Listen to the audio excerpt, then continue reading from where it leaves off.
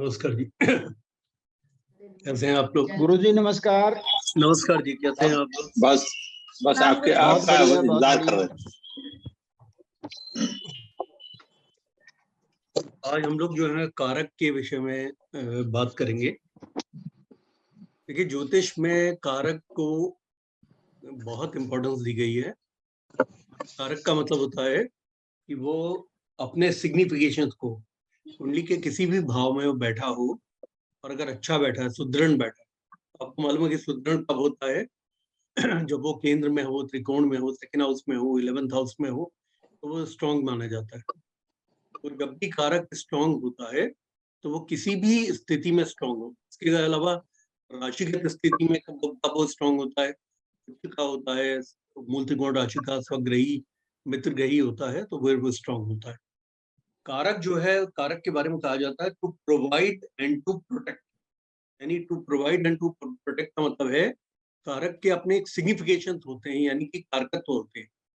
वो कारकत्व जो है जीव के क्षेत्र में भी होते हैं और भाव के क्षेत्र में भी होते हैं। कारक को समझना बहुत आवश्यक है। और कभी कभी इस तरह के लोग प्रेडिक्शन कर देते हैं भाव और भाव के स्वामी को खराब देखकर, तो तुरंत वो जंप कर जाते हैं कंक्लूजन पे कि जैसे अगर आपने किसी के बारे में अगर ये कहना है कि उनकी माता जी नहीं होंगी, या माता जी के साथ में अगर कोई दिक्कत होगी, तो आपको ये समझना है कि चौथा भाव, चौथे भाव का स्वामी, ये तो खराब होने ही चाहिए। साथ में माँ का जो कारक ग्रह है चंद्रमा, वो भी कुंडली के अंदर में काफी खराब स्थिति में होना चाहिए। तभी आप ये बात कह सकते हैं माता के जीवन को कोई हानि हो सकती है, या उनके स्वास्थ्य को बहुत बड़ी हानि हो सकती है। तो इसलिए कारक का जो है, कारक का जो कॉन्सेप्ट जिनको नहीं समझ में आता है, वो ज्योतिष के अंदर हमेशा गलती करते हैं। ज्योतिष के जितने भी अच्छे प्रेडिक्शनर्स हैं, वो कारक को बहुत इंपॉर्टेंस देते हैं। कारक का मतलब एक सिग्निफिकेटर है। सिग्निफिकेटर का मतलब जो कारकत्व रखता है। वो कारकत्व क्या है कि उसे प्रोवाइड करना है, उसको प्रोटेक्ट करना है अपने कारकत्वों को। तो अब आप ये समझिए कि कारक जैसे सूर्य जो है वो जीव के मामले में पिता के कारक है। हर एक को आप यूं समझिएगा कि ये एनिमेट इनएनिमेट, मतलब जीव और मटेरियल लाइफ के दोनों के कारकत्वों को अपने अंदर निहित रखते हैं। तो उनसे संबंधित चीजों के बारे में प्रोवाइड एंड प्रोटेक्ट करते हैं। जैसे सूर्य पिता का कारक है जीव के क्षेत्र में, तो वही सूर्य अजीव के क्षेत्र में, या वो इनएनिमेट के क्षेत्र में, या मटेरियल्स के क्षेत्र में, वो है यश, कीर्ति, मान, सम्मान और सोसाइटी में पावर, इनका कारक है। सूर्य जो है वो महात्म का भी कारक है।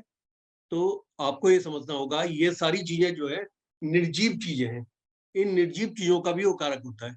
अब जैसे चंद्रमा है, वो जीव के क्षेत्र में माँ का कारक है, अजीव के क्षेत्र में वो नीत का कारक है, खुशी का कारक है, दुख का कारक है, अगर खराब है तो डिप्रेशन का कारक है, सिजोफ्रेनिया, स्किजोफ्रेनिया वगैरह इस तरह की जितनी मानसिक बीमारियां हैं, साइकोलॉजिकल इलनेसेस हैं, उनका कारक है। मंगल जो है वो यंगर ब्रदर्स का कारक है। तो वही मंगल निर्जीव क्षेत्र में, मंगल जो है आपके साहस का कारक है, आपके इनिशिएटिव का कारक है। किसी काम को करने के प्रति आप कितना इनिशिएटिव लेते हैं, कितने आप एंटरप्राइजिंग हैं, यानी रिस्क टेकर है, इसका वो कारक है। मंगल जो है आपके स्टेमिना का कारक है। उसी तरीके से बुध जो है वो आपके मित्रों का कारक है, आपके मौसा मौसी, मामा मामी, इनका कारक है जीव के क्षेत्र में, या अडॉप्टेड चाइल्ड का कारक है जीव के क्षेत्र में। और वही मरकरी निर्जीव के क्षेत्र में एडुकेशन का कारक है, सर्टिफाइड नॉलेज का कारक है, इंटेलिजेंस का कारक है, इंटेलेक्चुअल एबिलिटीज का कारक है, मैथमेटिक्स का कारक है, ज्योतिष का कारक है। अब इसी प्रकार से जो गुरु हैं वो संतान के कारक हैं। लेडीज की हॉरोस्कोप में वो सुहाग या पति के कारक हैं, और दोनों की हॉरोस्कोप में वो बड़े भाई के कारक हैं। लेकिन निर्जीव में वो ज्ञान के कारक हैं, वेद के कारक हैं, वेदांत के कारक हैं, संस्कृत के श्लोकों के कारक हैं, ज्योतिष की शिक्षा के कारक हैं, ज्योतिष का शिक्षण का कारक हैं, और इसी प्रकार से मंदिरों के कारक भी हैं। और यही गुरु जीव के क्षेत्र में गुरु के भी कारक हैं, आपके जो टीचर हैं उनके कारक, और निर्जीव के क्षेत्र में तीर्थ यात्रा के कारक है, यानी कि तीर्थ यात्राएं जो आप करते हैं, भगवान की जो पूजा करते हैं, उसके कारक है। अब शुक्र हैं वो पत्नी के कारक माने जाते हैं जीव के क्षेत्र में, और वही शुक्र निर्जीव के क्षेत्र में कारक माने जाते हैं गाड़ियों के, बड़े बड़े मेंशंस के, मतलब जो पैलेसेस में आप रहते हैं, जो आपको क्षणिक प्लेजर की जो सुख सुविधाएं मिलती हैं, उनके कारक हैं। जो मोबाइल फोन लेके आप घूम रहे हैं, उस डिवाइस के कारक हैं। वैसे जो मोबाइल फोन का कम्युनिकेशन है वो राहु से आता है, लेकिन जो डिवाइस है जो आपका 70-80,000 का, 90,000 का, 1.5 लाख का, वो डिवाइस वीनस से आता है। आपके घर के अंदर जितने इलेक्ट्रॉनिक गिज्मोज हैं, इलेक्ट्रॉनिक चीजें हैं, वो सब शुक्र उसके कारक है। शुक्र सिडान के कारक हैं, बड़ी गाड़ियों के, एसयूवीज के कारक हैं, तो ये निर्जीव के कारक है।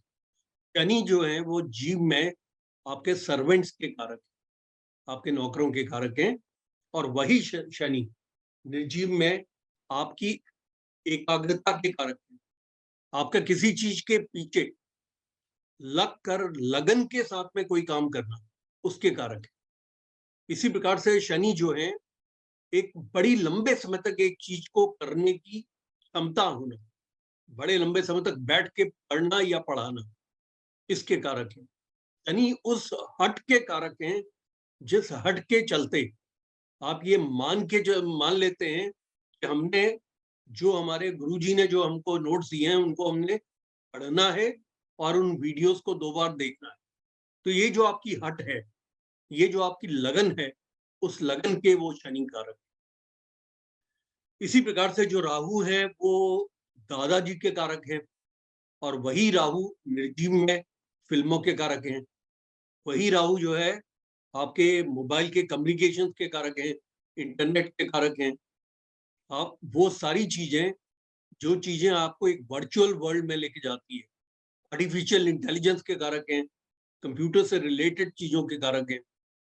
और जो केतु है वो आपके नाना जी के कारक हैं जीव में, और निर्जीव में केतु जो है वो हथकरघा उद्योग जो होता है, जो आप बहुत प्रिसीजन के साथ जो काम करते हैं, चाहे वो घड़ी का रिपेयर हो, चाहे वो लैपटॉप का रिपेयर हो, चाहे वो टीवी का रिपेयर हो, या वो ब्लास्ट के कारक हैं, डायनामाइट्स के कारक हैं, और बम मेकिंग के कारक हैं। जितना भी आपका डिफेंस फोर्सेस में आर्टिलरी सेक्शन है वो सब केतु से आता है। तो इसका मतलब ये है कि हमें इस बात को समझना है कि ये जो कारक होते हैं, अगर ये कुंडली के अंदर अच्छे बैठे होते हैं, तो आपको जीवन के अंदर, जीवन पर्यंत, ये आपको उन चीजों से बहुत अच्छे परिणाम देते हैं, क्योंकि ये प्रोवाइड करते हैं और प्रोटेक्ट करते हैं।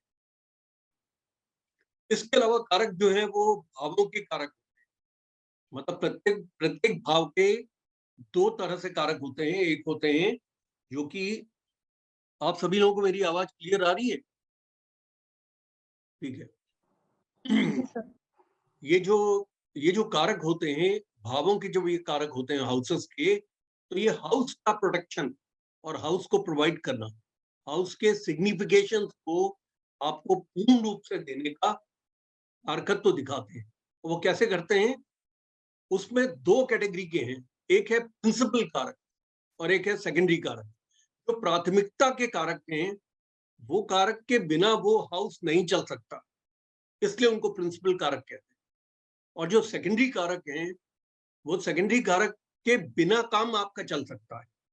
जैसे फॉर एग्जाम्पल, जो सूर्य हैं वो प्रथम भाव के कारक हैं आपकी गुड हेल्थ, लॉन्जिविटी, आपकी लंबी आयु, इम्यूनिटी, यानी रोगों से आपकी जो क्षमता है लड़ने की, और आपकी गुड हेल्थ, उसके कारक है। सूर्य के बिना आपकी अच्छी हेल्थ नहीं चल सकती। लेकिन चंद्रमा इसके सेकेंडरी कारक है, और चंद्रमा जो सेकेंडरी कारक है वो आपकी पर्सनल मैग्नेटिज्म के कारक है, आपकी सुंदरता के कारक है, आपके सुंदर बोल के कारक है। आपसे मिलने के बाद लोग जो आपकी प्रशंसा करते हैं कि ये बड़े मोहिल स्वभाव के व्यक्ति हैं, यानी कि मोहिल स्वभाव का मतलब है जो मोह लेने वाले स्वभाव के व्यक्ति हैं, ये चंद्रमा से आता है। आपका रूप रंग, आपका बोलने का तरीका, आपका जो है एक अच्छा स्वभाव होना, आपका लोगों को भावनात्मक रूप से जोड़ लेना, चंद्रमा उसके सेकेंडरी कारक है। लेकिन अब आप ये सोचिए, सूर्य के बिना आपका गुजारा नहीं है, अच्छे सूर्य के बिना, क्योंकि आपको इम्यूनिटी नहीं मिलेगी, लॉन्जिविटी नहीं मिलेगी, गुड हेल्थ नहीं मिलेगी। लेकिन चंद्रमा के बिना आपका गुजारा है। आप एक बात देखिए, इतने पॉपुलर जो हैं श्रीलंका के क्रिकेट के प्लेयर्स हैं, इंटरनेशनल लेवल पे भी जयवर्धने वगैरह काफी पॉपुलर रहे हैं, लेकिन वो देखने में बड़े ऑर्डिनरी है। इसी तरह से एडम गिलक्रिस्ट है।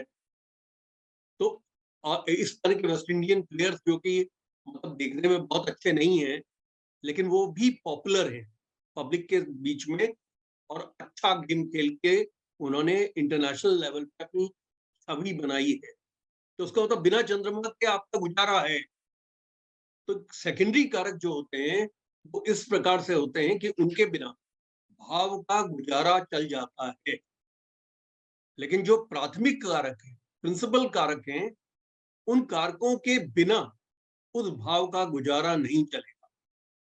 वो भाव जो है ध्वस्त हो जाएगा अगर उसका भाव और भाव का स्वामी अच्छा नहीं है तो। और अगर अच्छा है वो और कारक भी अच्छा है तो सोने में सुहागा की स्थिति है। यानी कि इसका मतलब ये कुंडली बहुत अच्छी होगी, क्योंकि उसको कारक ने प्रोवाइड भी किया, प्रोटेक्ट भी किया, और भाव और भाव का स्वामी भी उसको भाव को सुदृढ़ता दे रहा है। अब ये जो इनका जो जो भाव कारक होते हैं, इन भाव कारकों में जैसे मैंने आपको बताया कि सूर्य जो है वो आपके vigour, vitality, immunity, age, longevity, इनके प्राथमिक कारक हैं। और जो इसमें सेकेंडरी कारक है वो चंद्रमा है, जो कि लुक्स का कारक है और पर्सनल मैग्नेटिज्म का कारक है। इसी प्रकार से सेकेंड हाउस के जो प्रिंसिपल कारक हैं वो गुरु हैं, जो कि वेल्थ के कारक हैं और कुटुंब के कारक हैं। उनके बिना आपका गुजारा नहीं है। ये प्रिंसिपल कारक है, उनके बिना आपका कुटुंब नहीं बन सकता। और कुटुंब का मतलब है एट ए स्मॉलर लेवल्स, पति पत्नी और बच्चे। और एट ए लार्जर लेवल्स कुटुंब का मतलब होता है इवन चाचा की फैमिली, ताऊ की फैमिली, ये सब साथ में रहना, जुड़ के रहना। जैसे गुजरात के अंदर आप देखते हैं, जैसे राजस्थान में आप देखते हैं, बहुत से ऐसे स्टेट्स हैं जहां आज भी लोग ज्वाइंट फैमिलीज में रहते हैं। मारवाड़ीज में जैसे आप देखते हैं। तो ये जो कारक है गुरु, ये उस कुटुंब का कारक है और साथ में वेल्थ का कारक है। इसके गुरु के खराब होने से और द्वितीय भाव के खराब हो जाने से, उसके भाव और भावेश के खराब हो जाने से, भाव और भाव के स्वामी के खराब हो जाने से वेल्थ की पोजीशन आपकी डावाडोल हो सकती है, और दशाओं के अंदर तो हो ही जाएगी। तो जो सेकंड हाउस के जो मरकरी हैं वो प्रिंसिपल कारक होते हैं स्पीच के। अगर मरकरी अगर कारक नहीं होंगे सेकेंड हाउस के, अच्छे आपकी कुंडली में नहीं बैठे होंगे, तो आपकी अच्छी स्पीच नहीं होगी। बचपन में आप बोल नहीं पाएंगे जल्दी। मतलब इसका मतलब है मरकरी के ध्वस्त होने से आप अपने आप को एक्सप्रेस नहीं कर पाएंगे और लॉजिकली एक्सप्रेस नहीं कर पाएंगे। इसके जो सेकेंडरी कारक है वो चंद्रमा है, जो कि फेस आता है सेकेंड हाउस। फेस और लुक्स के कारक होते हैं, और साथ में चंद्रमा भोजन के कारक। चंद्रमा से पता चलता है कि आप किस तरह का भोजन आपको मिलेगा या आप पसंद करेंगे या खाएंगे। इसी में जो शुक्र है वो सेकेंडरी कारक। चंद्रमा सेकेंडरी कारक है, शुक्र सेकेंडरी कारक है। शुक्र किस चीज के सेकेंडरी कारक है? सेकेंड हाउस से आपको पार्टी वेयर की ड्रेसेस आती है, और शुक्र से ही आपका ऑर्नामेंट्स आता है सेकेंड हाउस से, उसके वो सेकेंडरी कारक है। उसके बिना आपका गुजारा चल सकता है। अगर किसी आदमी के पास में पार्टी वेयर ना हो, जैसे मोहनदास करमचंद गांधी जी हमारे राष्ट्रपिता, उन्होंने वो कभी पार्टी वेयर का कुछ नहीं पहनते थे, सिर्फ एक लोइन क्लॉथ पहनते थे। भोजन में उन्होंने कभी जो है कोई दूसरी चीजें नहीं खाई, जो वो खाते थे वही खाते थे। इसी प्रकार से कोई ऑर्नामेंट्स नहीं पहनते थे। तो इसके जो कारक हैं वो शुक्र हैं, जो सेकेंडरी कारक है सेकेंड हाउस के। अब जो थर्ड हाउस है उसके जो प्रिंसिपल कारक हैं वो मंगल है। मंगल जो है आपके ब्रदर्स के कारक हैं, भाइयों के, और निर्जीव में वो करेज के कारक हैं, आपके साहस के कारक हैं, आपके एंटरप्राइजिंग नेचर के कारक हैं, यानी रिस्क टेकिंग हैबिट्स के कारक। इसी तरह से आपके स्टेमिना के कारक, वो जो है वहां के जो सेकेंडरी कारक हैं उनमें आपके शनि हैं, जो कि मिजरीज के कारक हैं, जो किस तरह की तकलीफें जो आती हैं उनके कारक हैं। हार्ड वर्क के कारक हैं, लॉन्जिविटी के, क्योंकि भावात भावम न्याय के अनुसार अष्टम से अष्टम तृतीय भाव होता है, तो लॉन्जिविटी के कारक है। और जो यहाँ सेकेंडरी कारक हैं वो इसमें मरकरी होते हैं, बुध होते हैं, जो कि आपके कम्युनिकेशन के कारक हैं, आपके राइटिंग एबिलिटीज के कारक हैं, और परफॉर्मिंग आर्ट्स के कारक। ठीक है जी। अब यहाँ पे मैं आपको एक बात बता दूं कि क्लासिकल टेक्स्ट भी आपस में थोड़ा मतभेद रखती है। उन्होंने शनि को भी प्रिंसिपल कारक में लिया हुआ है थर्ड हाउस के, लेकिन अधिकांश बृहस्पति को आप देखेंगे तो वहां पे तृतीय भाव के सिंगल कारक मंगल को बताया गया है, और शनि और मंगल और शनि को दोनों को कारक बताया गया है छठे भाव का प्रिंसिपल कारक। लेकिन अगर आप सारावली और दूसरी नाड़ी ग्रंथों में जाएंगे तो वहां पे शनि को भी प्रिंसिपल कारक बनाया है, और प्रिंसिपल कारक ये कह के बनाया है कि अष्टम से अष्टम होने की वजह से तृतीय भाव भी हमारी लॉन्जिविटी, लंबी आयु, और मिजरीज, प्रॉब्लम्स, और साथ में हमारी जो है एक लगन की जो क्षमता है, लग के काम करने की क्षमता है, क्योंकि ये विल पावर का हाउस है थर्ड हाउस, इसलिए यहाँ पे लगन का होना बहुत जरूरी है, तभी आपकी विल पावर आपको कोई रिजल्ट्स दे पाएगी। अच्छा, मैं आपको एक बात बता दूं कि आज हमें क्लास इसलिए भी रखनी पड़ेगी क्योंकि कल जो है करवा चौथ है। दीप पंचांग के अनुसार करवा चौथ की जो शुरुआत है वो सुबह 3 बजे से करीब करीब 3:08 से शुरू हो जाता है, और करीब करीब 19 घंटे है। उसके बाद वो चलता है, लेकिन 14 तारीख को फिनिश हो जाता है, तो 14 की मॉर्निंग में फिनिश हो रहा है। तो व्रत का जो करवा चौथ है वो 13 तारीख का है, जो कि कल पड़ी है। अब at the end of the class हम लोग इस बात पे विचार विमर्श करेंगे कि करवा चौथ के दिन, क्योंकि मुझे मालूम है कि आप में से बहुत से हैं जिनकी जो लेडीज हैं जिन्होंने अपने पति के लिए व्रत रखना है और फिर व्रत तोड़ना है उनकी शक्ल देख के, और ऐसे बहुत से हस्बैंड्स हैं जो उम्मीद कर रहे हैं कि उनकी पत्नी उनके लिए व्रत रखेंगी, जिससे उनको लंबी आयु और धनाढ्य होने का मौका मिलेगा। तो उस मौके को वो पढ़ाई करके गुजारना नहीं चाहेंगे, वो चाहेंगे कि यहाँ छलनी से उनका मुंह देखा जाए। चाहे पत्नी मनी मन सोच रही हो कि ये मुंह देख देख के तो मैं तंग आ गई, क्योंकि 13 को ये पढ़ रहा है। तो इसलिए आप लोग आपस में सरपंच और पंच बन के आप डिसाइड करेंगे कि कल क्लास होनी चाहिए या नहीं होनी चाहिए। थर्ड हाउस में जो है सेकेंडरी कारक मैंने आपको बताया कि बुध है, और सेकेंडरी कारक बुध जो है वो कम्युनिकेशंस के, राइटिंग वर्क के और परफॉर्मिंग आर्ट्स के कारक माने जाते हैं। अब ऐसे ही फोर्थ हाउस जो है कुंडली का जो चौथा भाव है, मां मन भावना का होने की वजह से इस भाव के जो प्रिंसिपल कारक हैं वो दो हैं। एक है चंद्रमा, जो माता के और आपके भावना प्रधानता के कारक हैं, और दूसरे इसमें बुध है, क्योंकि श्वास आप जो लेते हैं फेफड़ों से वो उसके कारक बुध है, और बिना श्वास के जीवन नहीं है। अब मेडिकल साइंस ने जो है वो श्वास वाला कॉन्सेप्ट पिछले 20 सालों में हटा के वो प्यूपिल वाला कॉन्सेप्ट कर दिया है कि ब्रेन डेड होना चाहिए आदमी का। तो अब वो इस बात की परवाह नहीं करते कि वो सांस ले रहा है नहीं ले रहा। वो मुंह के अंदर नाक के अंदर से नली डाल देते हैं फेफड़े तक, और उसके बाद वेंटिलेटर पर रखकर उसको सांस करवाते रहते हैं। और बीच बीच में उसके प्यूपल्स को देखते हैं कि वो आरईएम कर रहा है कि नहीं, रैपिड आई मूवमेंट।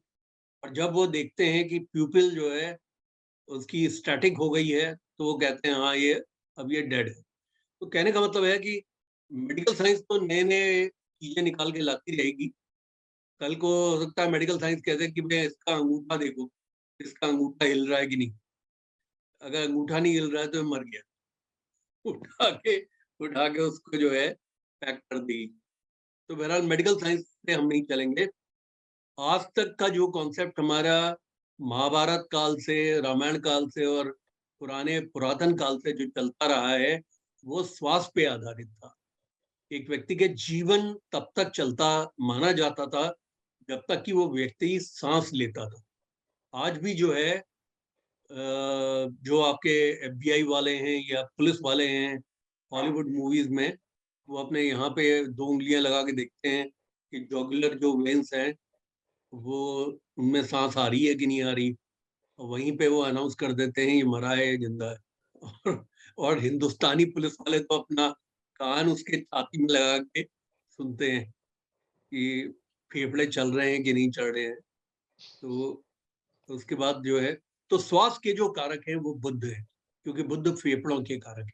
उनके बिना आपका, इस चंद्रमा के बिना आपका गुजारा नहीं। क्योंकि चंद्रमा अगर वीक हो जाते हैं तो इसका मतलब है कि उस बच्चे को माँ का सुख नहीं मिलेगा, उसे माँ का दूध नहीं मिलेगा, और माता, उसका जन्म होने के बाद माँ की मृत्यु हो जाने के चांस बनते हैं, मैटरनिटी कैजुअलिटी के चांस। तो चंद्रमा प्रिंसिपल कारक है चतुर्थ भाव के, तो साथ में बुद्ध भी प्रिंसिपल कारक है जो कि स्वास्थ्य के कारक है और अर्ली एजुकेशन के कारक माने जाते हैं। अब चतुर्थ भाव के जो सेकेंडरी कारक है जिनके बिना गुजारा है, उसमें तो एक तो शुक्र है जो कि कन्वेंस के कारक हैं, यानी कि गाड़ियों के कारक हैं। और साथ में जो आपको इलेक्ट्रॉनिक्स गिज्मोज हैं हाउस में, हाउस होल्ड जो आपको कंफर्ट है, जो एसी आपका चल रहा है, जो आपके वहां पे जो है लिफ्ट चल रही है घर के अंदर, जो आपके मैट्रेसेस हैं, जितनी भी कंफर्टेबल चीजें हैं, जो आप ये टीवी देख रहे हैं या आप जो गाने सुन रहे हैं इसमें बोस के उसमें, तो स्पीकर में, तो वो सारा शुक्र से आता है।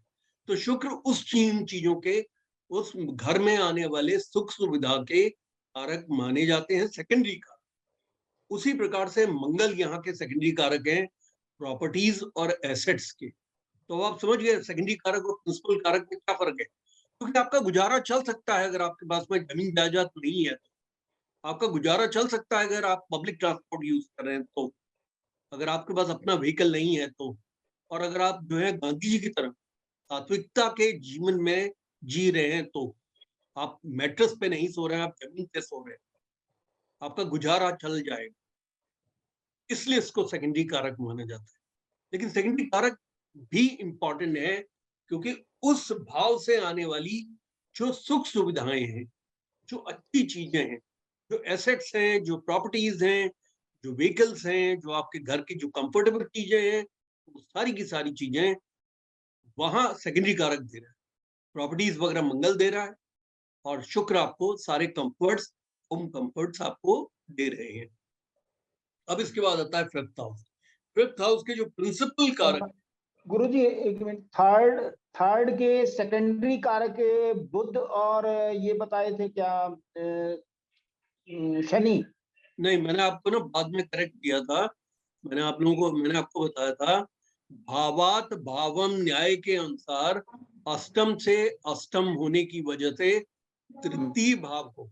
आप इसमें चाहे तो एक छोटा नोट डाल सकते हैं कि वृहत पाराशर होरा शास्त्र के अंदर जो प्रिंसिपल कारक है वो सिर्फ मंगल है, लेकिन चंद्रकला नाड़ी और सारावली और फलदीपिका के अनुसार यहाँ पे इसमें शनि को भी कारक माना गया है।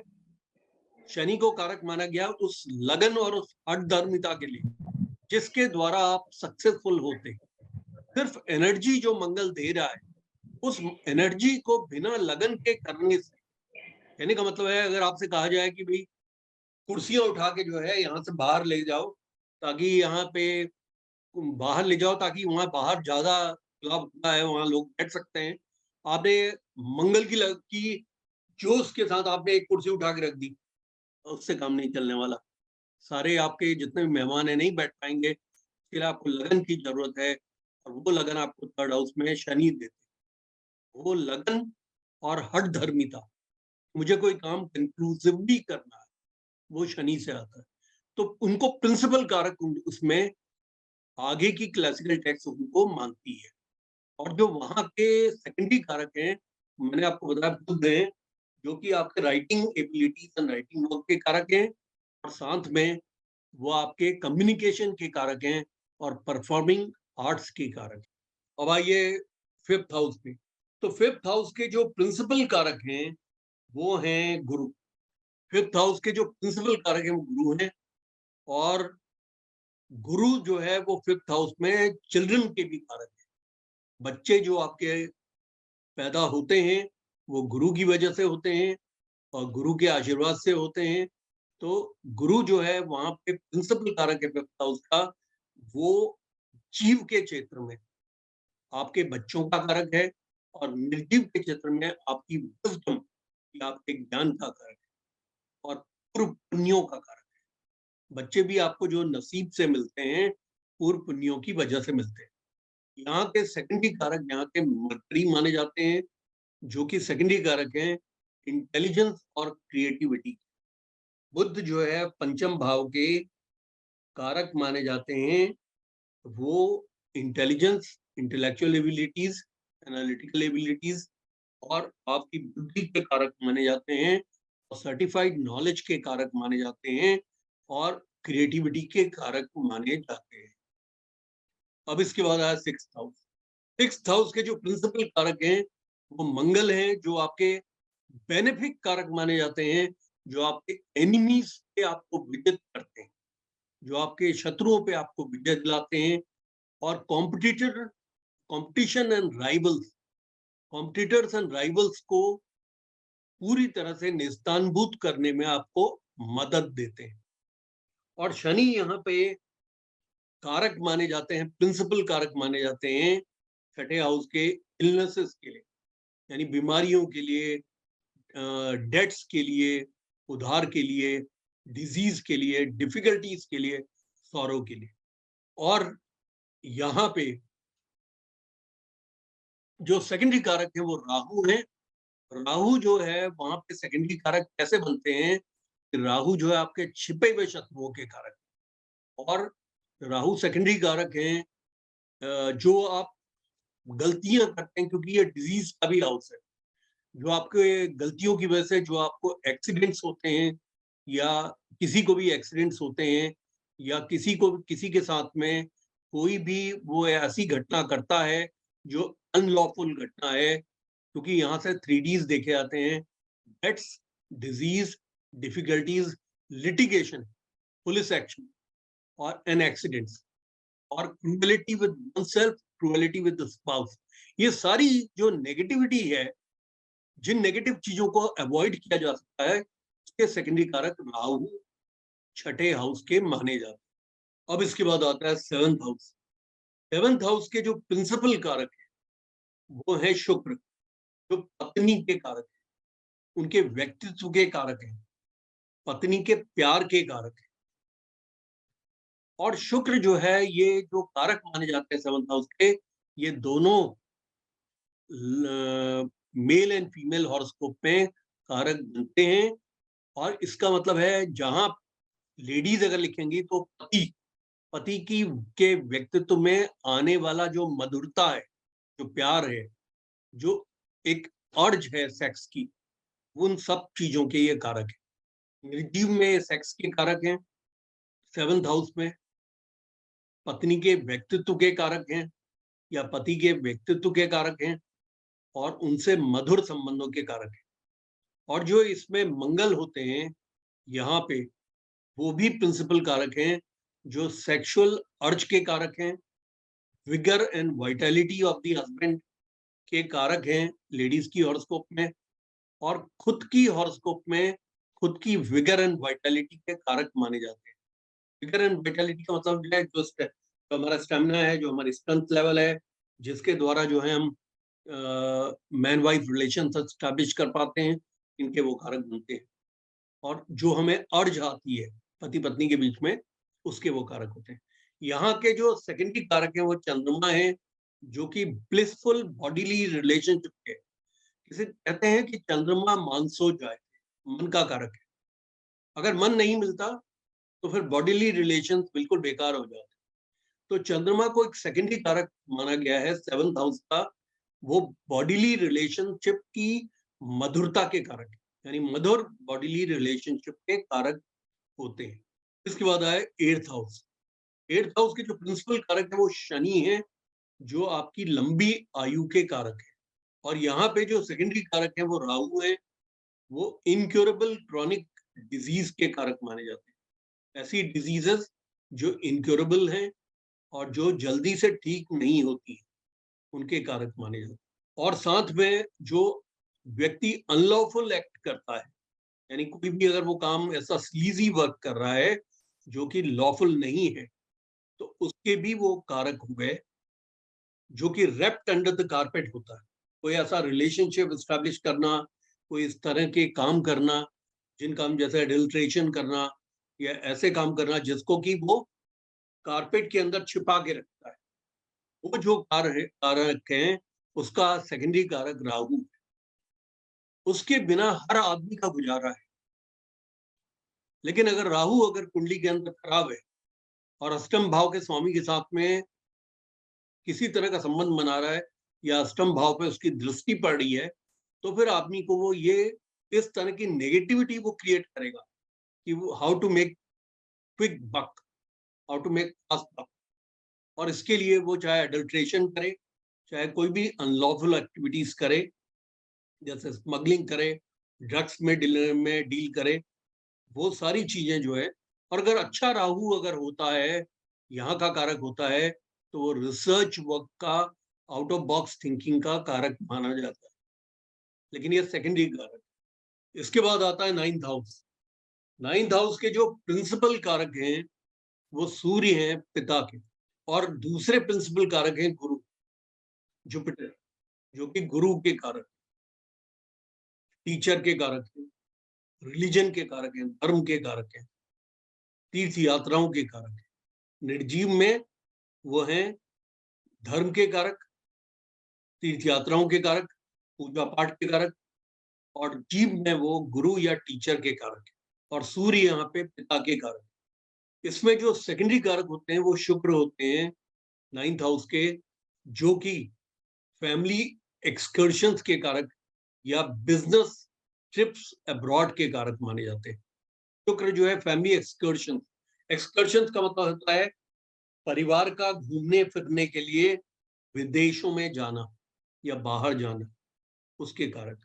और बिजनेस ट्रिप अब्रॉड जो होती है वो शुक्र उसके सेकेंडरी कारक, उनके बिना गुजारा है। उन यहाँ पे सेकेंडरी कारक होते हैं ब्लिसफुल मैरिड लाइफ के।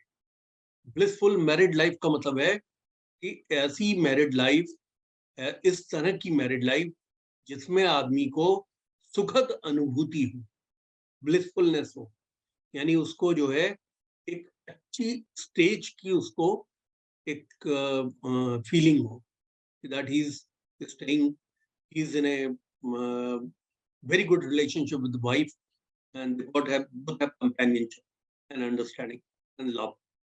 तो जो लव का जो एंगल होता है पति पत्नी के बीच में, वो ब्लिसफुलनेस चंद्रमा से आती है 9th हाउस से। अब इसके बाद आता है 10th हाउस। 10th हाउस के जो प्रिंसिपल कारक हैं वो हैं सूर्य, यहाँ पे पावर पोजीशन के कारक होते हैं।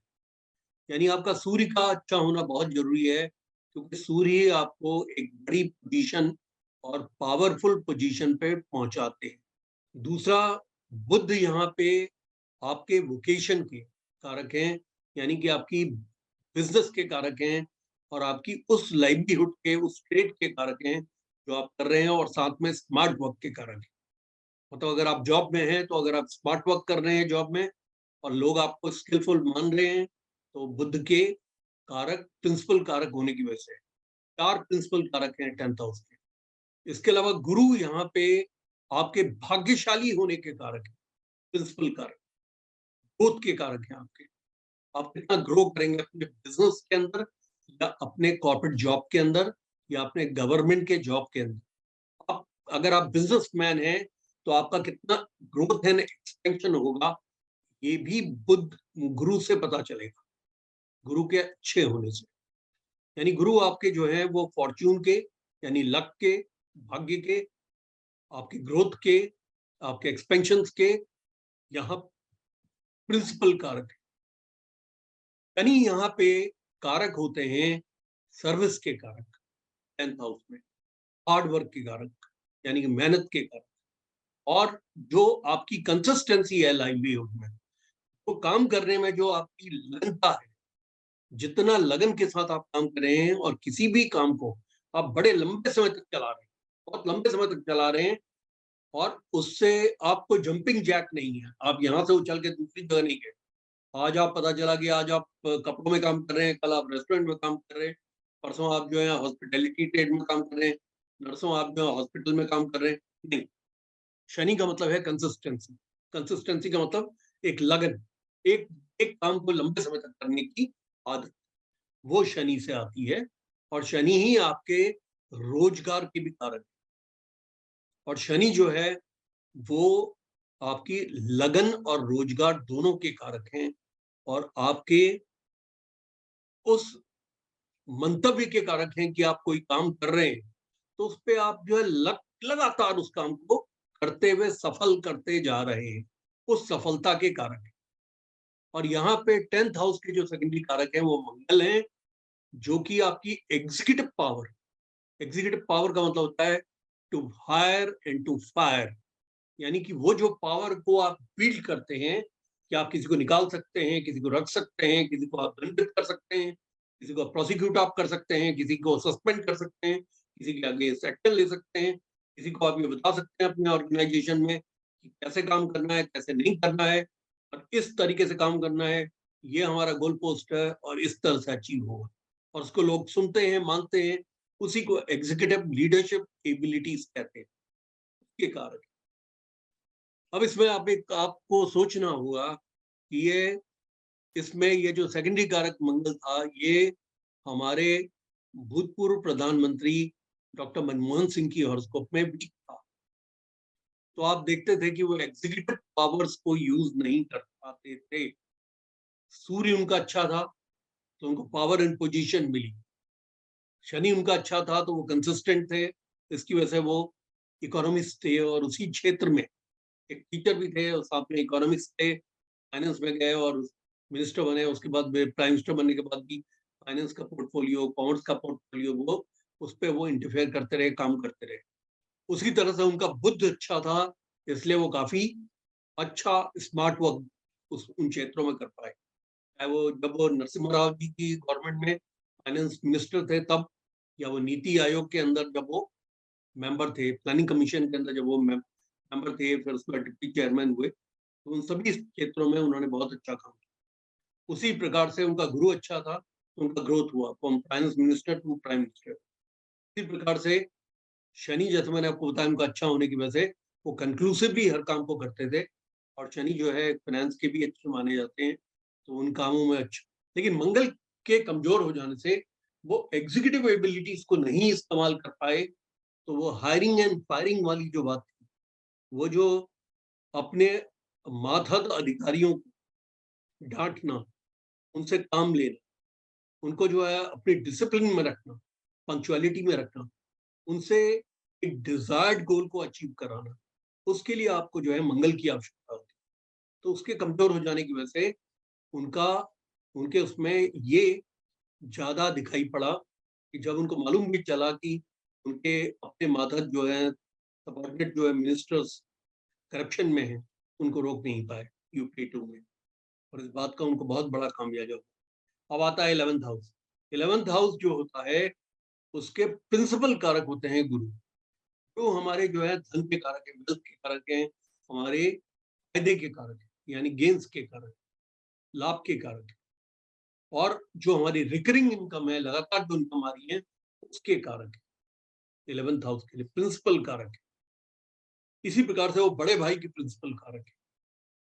और 11th हाउस के जो सेकेंडरी कारक हैं वो शुक्र हैं, जो आपकी बड़ी गाड़ियों के कारक हैं, सेडान वगैरह, एसयूवीज और बिगर कार्स, ऑडी, लंबोर्गिनी, बेंटले, इस तरह की जो बड़ी गाड़ियां हैं, बीएमडब्ल्यू, इन सब के कारक हैं, मर्सिडीज वगैरह, बड़ी गाड़ियों के कारक हैं। और जो आपके घर में जितना भी गिज़मोस है, जितने इलेक्ट्रॉनिक आइटम्स है, उनके कारक। शुक्र यहाँ पे सेकेंडरी कारक होते हैं। जितना इलेक्ट्रॉनिक गिज़मोस आपके घर में, यानी इलेक्ट्रॉनिक जितना भी साजो सामान से आपका घर सजा हुआ है, जिसमें कि आपके स्पीकर्स हो गए, आपका जो है ब्लू रे हो गया, आपका जो है डीवीडी प्लेयर हो गया, आपका टीवी हो गया, आपका होम थिएटर सिस्टम हो गया, मैट्रेसेस हो गए, लिफ्ट हो गई, दूसरे जितने भी साजो सामान है आपके, वो सारे के सारे शुक्र से आते हैं। और उसी शुक्र से आपकी बड़ी गाड़ियां 11th हाउस से आती हैं। तो ये अब जो 12th हाउस है, उसके जो प्रिंसिपल कारक हैं 12th हाउस के, वो है शनि। शनि यहाँ पे 12th हाउस चूंकि हमारा लॉस का हाउस ऑफ लॉस है, इसलिए शनि से यहाँ सौरो देखा जाता है, दुख को देखा जाता है, तकलीफ को देखा जाता है, हॉस्पिटलाइजेशन को देखा जाता है, इम्प्रिजनमेंट को देखा जाता है, क्योंकि इस भाव से हॉस्पिटलाइजेशन एंड इम्प्रिजनमेंट भी देखा जाता है। शनि यहाँ पे इन चीजों के कारक है। और जो आप दवाइयां खा रहे हैं, जो दवाइयां आप कंपल्सरी खा रहे हैं, अपने स्वास्थ्य को ठीक करने के लिए खा रहे हैं, वो सब दवाइयां आपको शनि की being a significant planet for chemicals, वो केमिकल्स उनको खिला रहा है वो।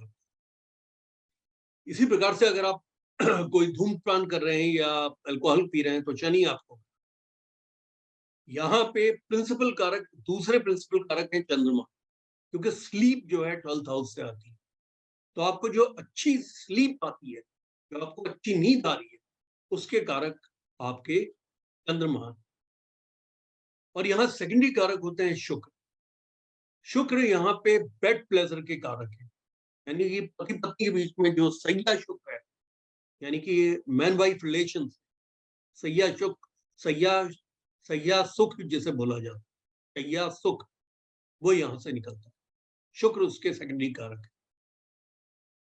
इसी प्रकार से शुक्र यहाँ मटेरियल डिजायर के कारक, जो मटेरियल डिजायर आपको आती है, जिस पे आप इन्वेस्ट करना चाहते हैं, वो आपकी यहीं से निकलती है, और उसके सेकेंडरी कारक शुक्र है।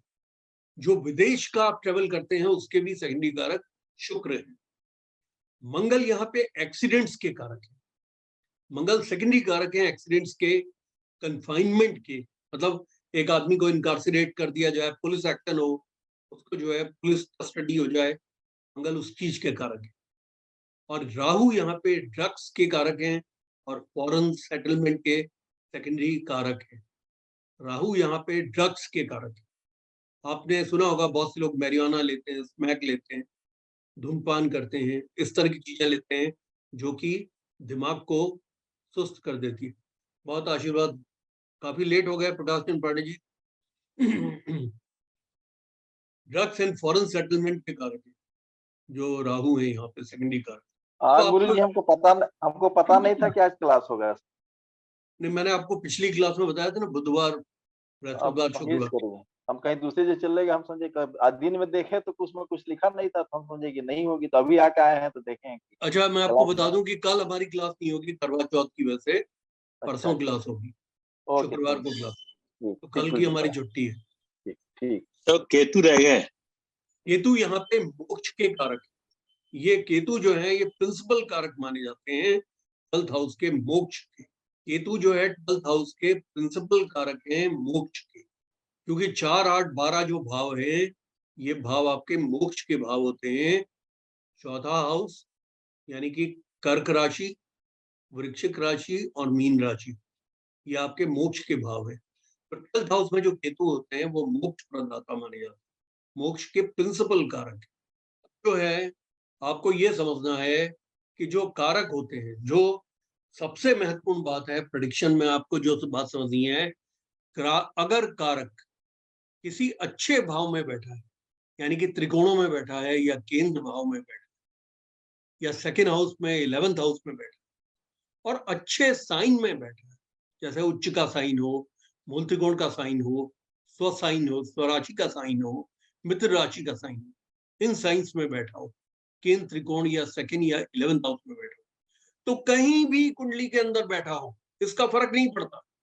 ये कारक जो है प्रोवाइड करेगा, प्रोटेक्ट करेगा, जहां कभी ये प्रिंसिपल कारक और जहां कभी ये सेकेंडरी कारक, उस भाव को प्रोवाइड एंड प्रोटेक्ट करता है। सेकेंडरी कारक क्यों बनाए हैं ऋषियों ने? क्योंकि जो सेकेंडरी कारक है वो भी ऑब्लिगेशन दिखाते हैं अपने भाव को संभालने के लिए, वो भी ऑब्लिगेटेड हैं कि अपने भाव को वो सुदृढ़ करें, अच्छा करें। अब यही कारक अगर त्रिक भाव में बैठे और त्रिक भाव के या त्रिक भाव में बैठे हो, यानी दुख भाव में बैठे हो या दुख भाव के स्वामी के साथ बैठे हो या मेलेफिक प्लैनेट्स की युति में बैठे हो, पापी ग्रह की युति में बैठे हो, पापी ग्रह की दृष्टि में बैठे हो, और ऐसे में जो इस भाव के प्रिंसिपल या सेकेंडरी कारक हैं, अगर उन भावों के स्वामी और उन भावों में अगर कोई भेद आ जाए, उन भावों में कोई खराबी आ जाए, तो ये प्रोवाइड प्रोटेक्ट नहीं कर पाएंगे। इसलिए जब भी कभी आप प्रेडिक्शन करें तो आपने ये बात देखी है कि जिस भाव विशेष पर आप अध्ययन कर रहे हैं उस भाव और भाव के स्वामी की स्थिति अच्छी होनी चाहिए, नंबर 1। अगर अच्छी नहीं है तो उस भाव के कारक जो प्रिंसिपल या सेकेंडरी कारक है उसकी स्थिति बहुत सुदृढ़ होनी चाहिए D1 चार्ट में और D9 चार्ट में, मतलब राशि चार्ट में और नवमांशा की चार्ट में अगर वो अच्छा है तो वो प्रोवाइड करेगा, प्रोटेक्ट करेगा और कभी भी उस भाव को खराब नहीं होने देगा। यानी कि कारक जो है किसी ऐसी युति बना रहा है जो कि बेनिफिक प्लैनेट्स के साथ है और बेनिफिक प्लैनेट के द्वारा दृष्ट हो, त्रिकोण में बैठा हो या केंद्र में बैठा हो या भाव में या एकादश भाव में बैठा हो, तो यह कारक, देखिए एकादश भाव में अगर वो कारक बैठेगा तो मैं आपको पहले बता चुका हूं, not good for relations and health. एकादश भाव में बैठकर भी, लेकिन जितनी भी मटेरियल चीजें हैं वो मटेरियल चीजें आपको जरूर देगा, लेकिन प्रोवाइड प्रोटेक्ट जरूर करेगा। कहने का मतलब है कि मैं अगर शुक्र अगर किसी का 11th में बैठा, 11th में बैठा शुक्र पति पत्नी के संबंधों को प्रोटेक्शन दे देगा, मतलब उनके फिजिकल रिलेशन को अच्छा बना देगा। थोड़ी किरकिरी जरूर करेगा बीच बीच में, फसाद करेगा, किरकिरी करेगा, लेकिन या कोई स्वास्थ्य से संबंधित कोई किरकिरी करेगा, जैसे डायबिटिक बना देगा, वो इस तरह की प्रॉब्लम करेगा, लेकिन नुकसान नहीं होने देगा उस रिलेशनशिप, उसे प्रोवाइड करेगा, उसे प्रोटेक्ट करेगा। ये बहुत महत्वपूर्ण। और यही कारक अगर 6, 8, 12 में बैठा होगा तो ये कारक प्रोटेक्ट और प्रोवाइड नहीं कर पाएगा। दुख भाव में बैठा हो, पापी ग्रहों के कंजंक्शन में हो, युति में हो, पापी ग्रहों के द्वारा द्रष्ट हो, एनिमी साइन में बैठा हो या नीच का बैठा हो, तो ये अपनी ड्यूटीज में फेल हो जाएगा। उससे आने वाले जो सिग्निफिकेशंस हैं, जो उससे आने वाली चीजें हैं, वो चीजें सफर कर जाएंगी। तो कारक इतने महत्वपूर्ण होते हैं प्रेडिक्शंस के लिए कि कारक वाले चैप्टर को तो आप लोगों ने रट लेना चाहिए, क्योंकि कोई भी प्रेडिक्शन करते समय अगर बाय एनी चांस अगर आप जो है कारक को भूल जाएंगे तो आपको इस चीज पे बेहद अफसोस होगा कि आपने कारक को पकड़ा नहीं, देखा नहीं, और इतनी बड़ी घटना उस व्यक्ति के जीवन में आपने आने का आपने संभावित समय निकाल दिया और वो घटना तो हुई नहीं, उसके तो ऑपोजिट घटना हुई, क्योंकि कारक बहुत अच्छा बैठा हुआ था। या आपको लगा कि कारक जो है आप ये देख नहीं पाए कि वो मेलेफिक्स के साथ बैठा है, मेलेफिक्स से दुरुस्त है, 6, 8, 12 में बैठा हुआ है, दुख भाव में बैठा हुआ है, और आपने कहा ये तो कारक तो बचा ले, नहीं बचा पाएगा। कारक जो है प्रोडक्ट एंड प्रोवाइड नहीं कर पाएगा, और उन हाउसेस को, जिन हाउसेस का वो कारक है। अब एक बात मैं आपको बता दूं, कारक की स्थिति में क्या होता है कि बहुत अच्छा माना जाता है कि कारक अगर जिस भाव का कारक है उस भाव पे वो दृष्टि डाले, ये सबसे अच्छा माना जाता है, या उस भाव के स्वामी के साथ युति करे, ये और अच्छा माना जाएगा। जिस भाव कल तो बैठे केंद्र त्रिकोण में, मतलब अच्छे भाव में बैठे, सेकंड 11th में, उसके अलावा उस भाव के स्वामी के साथ बैठ जाए, सोने में सुहागा है। इसी तरीके से वो उस भाव पर दृष्टि रखे, तब तो बहुत ही बढ़िया हो। यानी कि दृष्टि रखते हुए वो उस भाव को सब कुछ देने की क्षमता रखता है। ये हमारा कारक का जो है टॉपिक हमारा समाप्त हुआ। अब आप लोग प्रश्न उत्तर का हमारा टाइम आ गया है। आप मुझे जो है जितना ग्रिल करना चाहें कर सकते हैं, जितना पूछना चाहें। सर इसमें एक आत्म कारक, जो अमात्य कारक, भ्रात कारक होता है, वो इसी में आता है कि अलग से आता है? नहीं, आत्म कारक अमात्य कारक जो होता है ना, वो जैमिनी ज्योतिष का विषय है। ये इनको हम कहते हैं, इनको हम बोलते हैं चार कारक। हम जो पाराशरी ज्योतिष में जो हम पढ़ते हैं, हम स्थिर कारकों को पढ़ते हैं। ठीक, स्थिर कारक हैं जो कि प्रोवाइड और प्रोटेक्ट करते हैं। तो चार कारक हैं जो कि जैमिनी के हैं। हाईएस्ट डिग्री का प्लैनेट जो आत्म कारक है, सेकंड हाईएस्ट का अमात्य कारक है, थर्ड हाईएस्ट डिग्री का प्लैनेट भ्रातृ कारक है, चतुर्थ हाईएस्ट डिग्री का मातृ कारक है, पंचम हाईएस्ट डिग्री का जो प्लैनेट है वो पुत्र कारक है, छठे हाईएस्ट डिग्री का कारक ज्ञाति कारक है, और सातवां लोएस्ट डिग्री का प्लैनेट दारा कारक है। ये जैमिनी के चार कारक हैं जो हर व्यक्ति के लिए डिफरेंट हो। उनके नियम हम पाराशरी में नहीं जोड़ते, क्योंकि जैमिनी ज्योतिष अपने आप में बिल्कुल डिफरेंट ज्योतिष, उसको देखने का तरीका भी बिल्कुल डिफरेंट है। उसमें कोई एस्पेक्ट्स नहीं होते, उसमें राशियों की दृष्टियां होती हैं। उसके योग जो होते हैं हमारी तरह नहीं होता कि नीचभंग राजयोग हो गया, ये हो गया, इस तरह के कोई भी योग नहीं होते। जैसे इसमें जो है चंद्रमा के सुनफा अनफा दुर्धरा, सूर्य के वसी वायु वेशी और उभयाचारी, इस तरह के कोई योग नहीं होते। तो इसलिए जो है वो अपने आप में फर्क ज्योतिष है, जैमिनी ऋषि के द्वारा लिखी हुई है, इसलिए वो नहीं आती इसमें। हाँ जी, और किसी ने कुछ पूछना हो? गुरुजी मेरा सवाल ये था कि जब आपने ये जो ग्रह की उनकी एनालिसिस करवाई थी, तो उस टाइम बताया था कि जो मेलेफिक हैं उनकी दृष्टि हमेशा खराब ही होती है। तो ये कोई कारक के ऊपर, मान ले शनि की है या मंगल की है या सूर्य की है, या मतलब मेलेफिक दृष्टि आ रही है, तो वो उसको खराब करेगा या उसको ठीक करेगा कारक को? अच्छा देखिए, ऐसा है, ये आपने बहुत अच्छा प्रश्न पूछा है। जगदीश जैन साहब, एक बात आप समझिएगा कि जो जब हम कारक की बात करते हैं तो कारक एक मिनिस्ट्रियल पोजीशन का प्लैनेट है। अब आप यूं समझिए कि कोई मंत्री है जो बहुत ही क्रूर और गुस्से वाली प्रकृति का है। वो अपने सबॉर्डिनेट्स को चीख कर, चिल्लाकर, डांट कर, सस्पेंड करके, डिस्कस करके कोई एक्शन लेगा, लेकिन वो आपका काम करा दे। तो कारक चूंकि प्रोवाइड एंड प्रोटेक्ट कर रहा है उस भाव को, तो ये फर्क नहीं पड़ता कि वो मेलेफिक प्लैनेट है। अगर दसम भाव पे शनि की दृष्टि पड़ रही है, तो वो दसम भाव में एक कारक होने की वजह से, जैसे अमिताभ बच्चन जी की हॉरोस्कोप में दसम भाव का कारक शनि उनका लग्नेश होकर द्वितीय चतुर्थ में बैठकर दसम को देख रहा है, तो उसने उनका जो है एक कॉन्टिन्यूटी को कभी ब्रेक नहीं होने दिया। जिस समय वो फिल्मों में काम करने में उनको कम फिल्में मिलने लगी, तो उनको केबीसी दे दिया। मतलब उनको 80 साल की उम्र तक एक्टिव फिल्म की लाइफ उनकी क्रिएट की, क्योंकि हाँ, शनि ने जरूर ये किया, it made him do very very hard work, बहुत हार्ड वर्क उनको करने को मजबूर किया। ये उसकी मेलिफिसेंस है, ये उसका एक उसकी फितरत है, ये उसकी व्यक्तित्व की एक खासियत है कि शनि बिना मेहनत के आपको कुछ नहीं देता। तो उन्होंने दसम भाव पे दृष्टि रखकर दसम के कारक होते हुए, किस चीज के कारक? लाइवलीहुड के, लॉन्जिविटी ऑफ लाइवलीहुड के, लंबे समय तक चलने वाले जॉब के, काम के, और उसके प्रति आदमी के हठधर्मिता के, कि वो उस काम में वो जंपिंग जैक ना बने, उसी काम को वो लगन से करता रहे। देखिए एक बात ये देखिए, शाहरुख खान ने बीच में जो है IPL भी ले ली, शाहरुख खान ने बीच में जो है रेड मिर्ची के नाम से रेस्टोरेंट की चेन भी बना दी। उसी तरीके से सुनील शेट्टी ने एक रेस्टोरेंट की चेन बना दी। अमिताभ बच्चन ने ऐसा कुछ नहीं किया।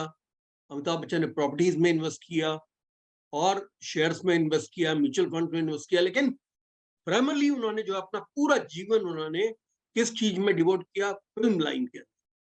ये शनि का सप्तम दृष्टि जो उनके दसम हाउस पे बनती है उसकी वजह से। तो कारक ने तो प्रोवाइड प्रोटेक्ट तो करना है, लेकिन हाँ उसकी फितरत भी रहेगी। उसकी फितरत मेहनत की है। उसकी फितरत जो है एक आदमी को इतना ज्यादा सैडल्ड विद वर्क, वर्क का एक पिटारा उसके सिर पे रख देने की आदत है शनि। तो वो पिटारा भी रखा। अब वो अपने हेडेज में थे, टू वर्क वेरी हार्ड। उस टाइम पे उनके पास बहुत मूवीज थी, तो उनका जो है अपना पैक टाइम रहता था।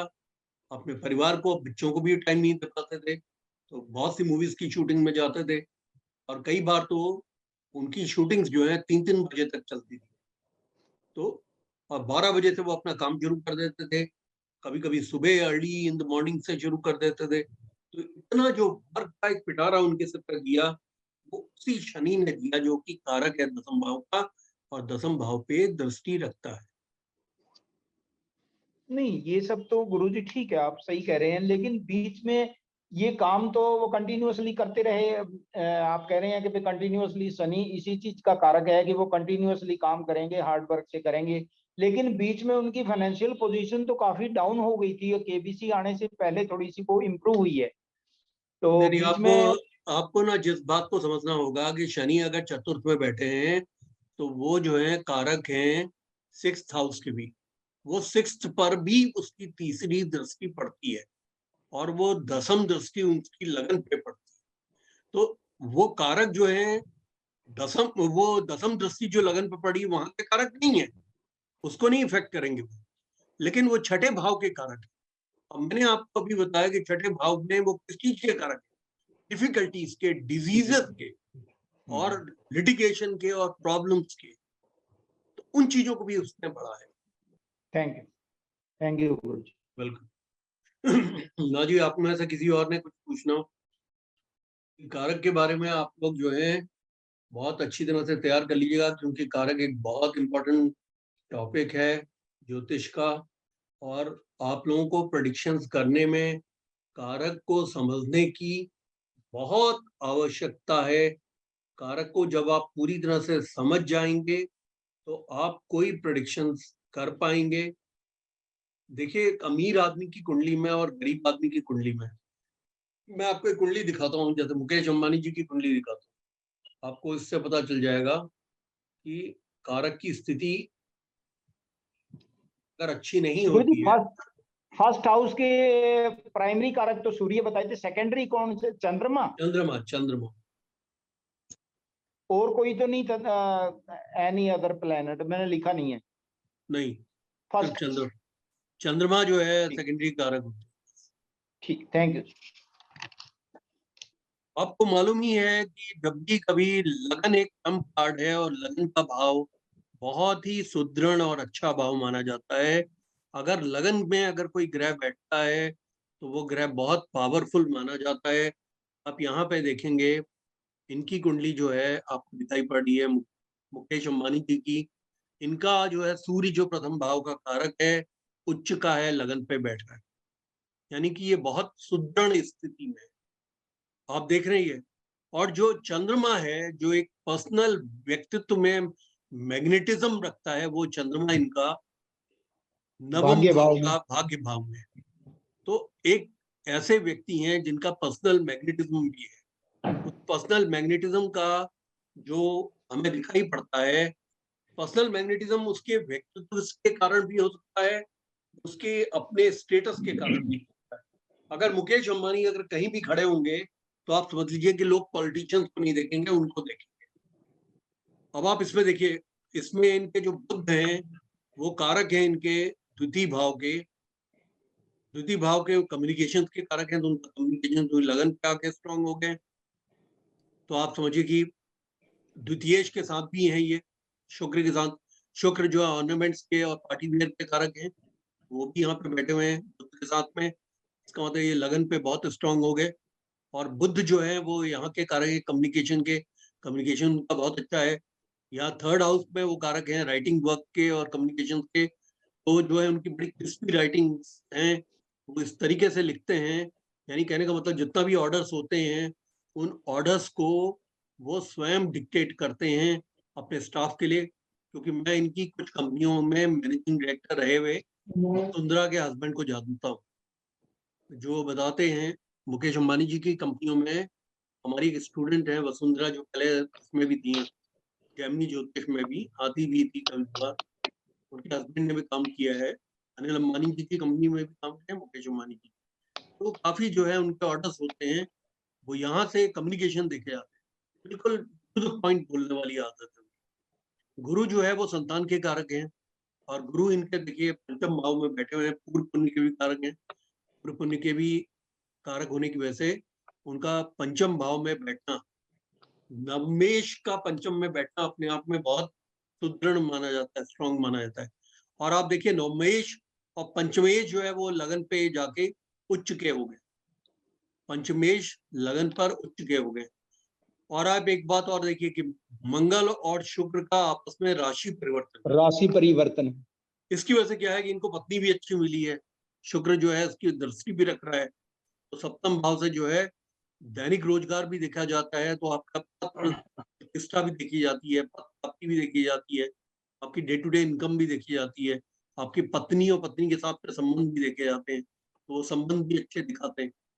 इसमें राहु का यहाँ बैठना जो है अनऑर्थोडॉक्स मैरिज की तरफ को इंडिकेट करता है। तो इकोनॉमिक ये जो है गुजराती फैमिली को बिलोंग करते हैं, और नीता अंबानी मेरे ख्याल से, मुझे आइडिया नहीं है किस फैमिली की है, लेकिन डिफरेंट है। और खासतौर पे इकोनॉमिक डिफरेंस बहुत था। नीता अंबानी बेसिकली भरतनाट्यम की डांसर होने की वजह से एक स्टेज शो में इन्होंने देखा था, इनको प्यार हो गया था, उससे शादी हुई। शनि जो सर 9 हाउस D9 में फर्स्ट हाउस है सर, 9 हाउस से स्टार्ट हो रहा है, 9 से स्टार्ट हो रहा है, ये भी एक बहुत बड़ी बात है कि भाग्य का भाव है, भाग्य का भाव ही इसमें राइज कर रहा है, जो इसका होता है D9 को बहुत स्ट्रांग बनाता है, ये भी एक बहुत बड़ी बात है। और आप एक बात देखिए, जो शनि है आयु के कारक है। गुरुजी जुपिटर की भाग्य D1 में भाग्य भाव पे भी दृष्टि है, लगन पे भी दृष्टि है, 11th हाउस पे भी दृष्टि जा रही है। बिल्कुल, तो गुरु की दृष्टि में तो अमृत बरसता है। हाँ, और गुरु की दृष्टि इनके जो है 11th हाउस पे इनकी दृष्टि है, लाभ भाव पे गई है, लगन पे गई है और भाग्य पे गई, भाग्य पे गई है और चंद्रमा पे गई। ये बड़ी अच्छी बात है। चंद्रमा जो है वो चतुर्थेश है, जो कि एसेट्स का कारक है, एसेट्स और इन सब का कारक है, तो बड़ी अच्छी स्थिति है। और शुक्र का मंगल का राशि परिवर्तन होने की वजह से इनको पार्टी वेयर की क्लोथिंग्स वगैरह हैं, ऑर्नामेंट्स हैं। आपको मालूम है जितना भी एम्पावरमेंट है वो सेकंड हाउस से आता है, वेल्थ क्रिएशन सेकंड हाउस से आता है। उन सब चीजों में कारक ने अच्छा काम किया है। इसके अलावा चतुर्थ भाव के जो कारक हैं वो चंद्रमा है, तो मदर को, कोकला बहन को सबसे लंबी आयु मिली है, तो अभी वो जीवित हैं। तो आप ये देखिए कि मदर का जो प्लैनेट है भाग्य में बैठा हुआ है, जो बहुत अच्छा है। इसके अलावा इनका जो है ना 11th हाउस का जो लॉर्ड है वो शनि है, लेकिन वो कारक है, वो कारक किस भाव का है? दसम का है। तो शनि की दृष्टि है, आप देखिए दसम भाव, थर्ड दृष्टि है, तो इसीलिए वो कंटिन्यू उन कामों में है। रिलायंस पेट्रोकेमिकल में उन्होंने अपने पिता के अंडर में शुरू किया था, आज भी उनके साथ में है। जिन कंपनियों के साथ उन्होंने उनका संबंध था उन कंपनियों को उन्होंने कंटिन्यू किया है। लेकिन लाभेश का इस भाव में बैठना, अष्टम में बैठना, को ज्यादा जो फायदा हुआ है वो फायदा इनको हुआ है भूमि से निकलने वाली चीजों से, जैसे पेट्रोलियम है, माइनिंग है। इसके अलावा छठे भाव का जो कारक है वो मंगल है और शनि है। तो आप एक बात देखें कि छठे भाव से का कारक जो मंगल है, वो मंगल इस आपस में राशि परिवर्तन की वजह से उसे आप लग्न में भी मान सकते हैं। छठे का लॉर्ड जो है लगन पे आ गया, या द्वितीय पे आ गया, तो आप देखिए उनकी जिंदगी में कोई ना कोई परेशानियां तो रही हैं, ऐसा नहीं है कि उनको परेशानियां नहीं रही। उन्होंने जो है, आपको मालूम ही है कि उन्होंने 5.5 बिलियन रुपीस उन्होंने जो है अपने छोटे भाई अनिल अंबानी को एरिक्सन कंपनी, स्विट्जरलैंड की कंपनी में बेल आउट के लिए सुप्रीम कोर्ट ने जब ऑर्डर कर दिया था अनिल अंबानी के अरेस्ट का, तो ये कहा था कि विद इन मंथ 5.5 बिलियन उनको चुकाएं। तो मुकेश अंबानी ने अपने ब्रदर को हेल्प करके उनको जेल जाने से रोका। तो ये अपने आप में सबसे बड़ा जो है बेल आउट दिखाता है। और ये एक दूसरी बात है कि जो सरकारी बैंक हैं, LIC वगैरह है, GIC है, मुकेश अंबानी को लोन देने में हमेशा बहुत पहल करती हैं। उसका कारण है कि वो लोन के डिफॉल्टर नहीं है, उनके लोन हमेशा टाइमली पे होते हैं। अब 10वें भाव के देखिए जो कारक है 4, सूर्य है कारक। आप देखिए कहीं पे भी बैठा हो, या तो लगन पे बैठा हो उच्च का, तो पावर एंड पोजिशन का कारक है वो। सूर्य के अलावा जो शनि है उसकी दृष्टि है, जो शनि है वो अष्टम में का भी कारक है, तो दसम का भी कारक है। तो दसम भाव पे अपनी दृष्टि देके वो लॉन्जिविटी ऑफ वर्क और लाइवलीहुड और अपने काम के प्रति वो अच्छा दिखा रहा है।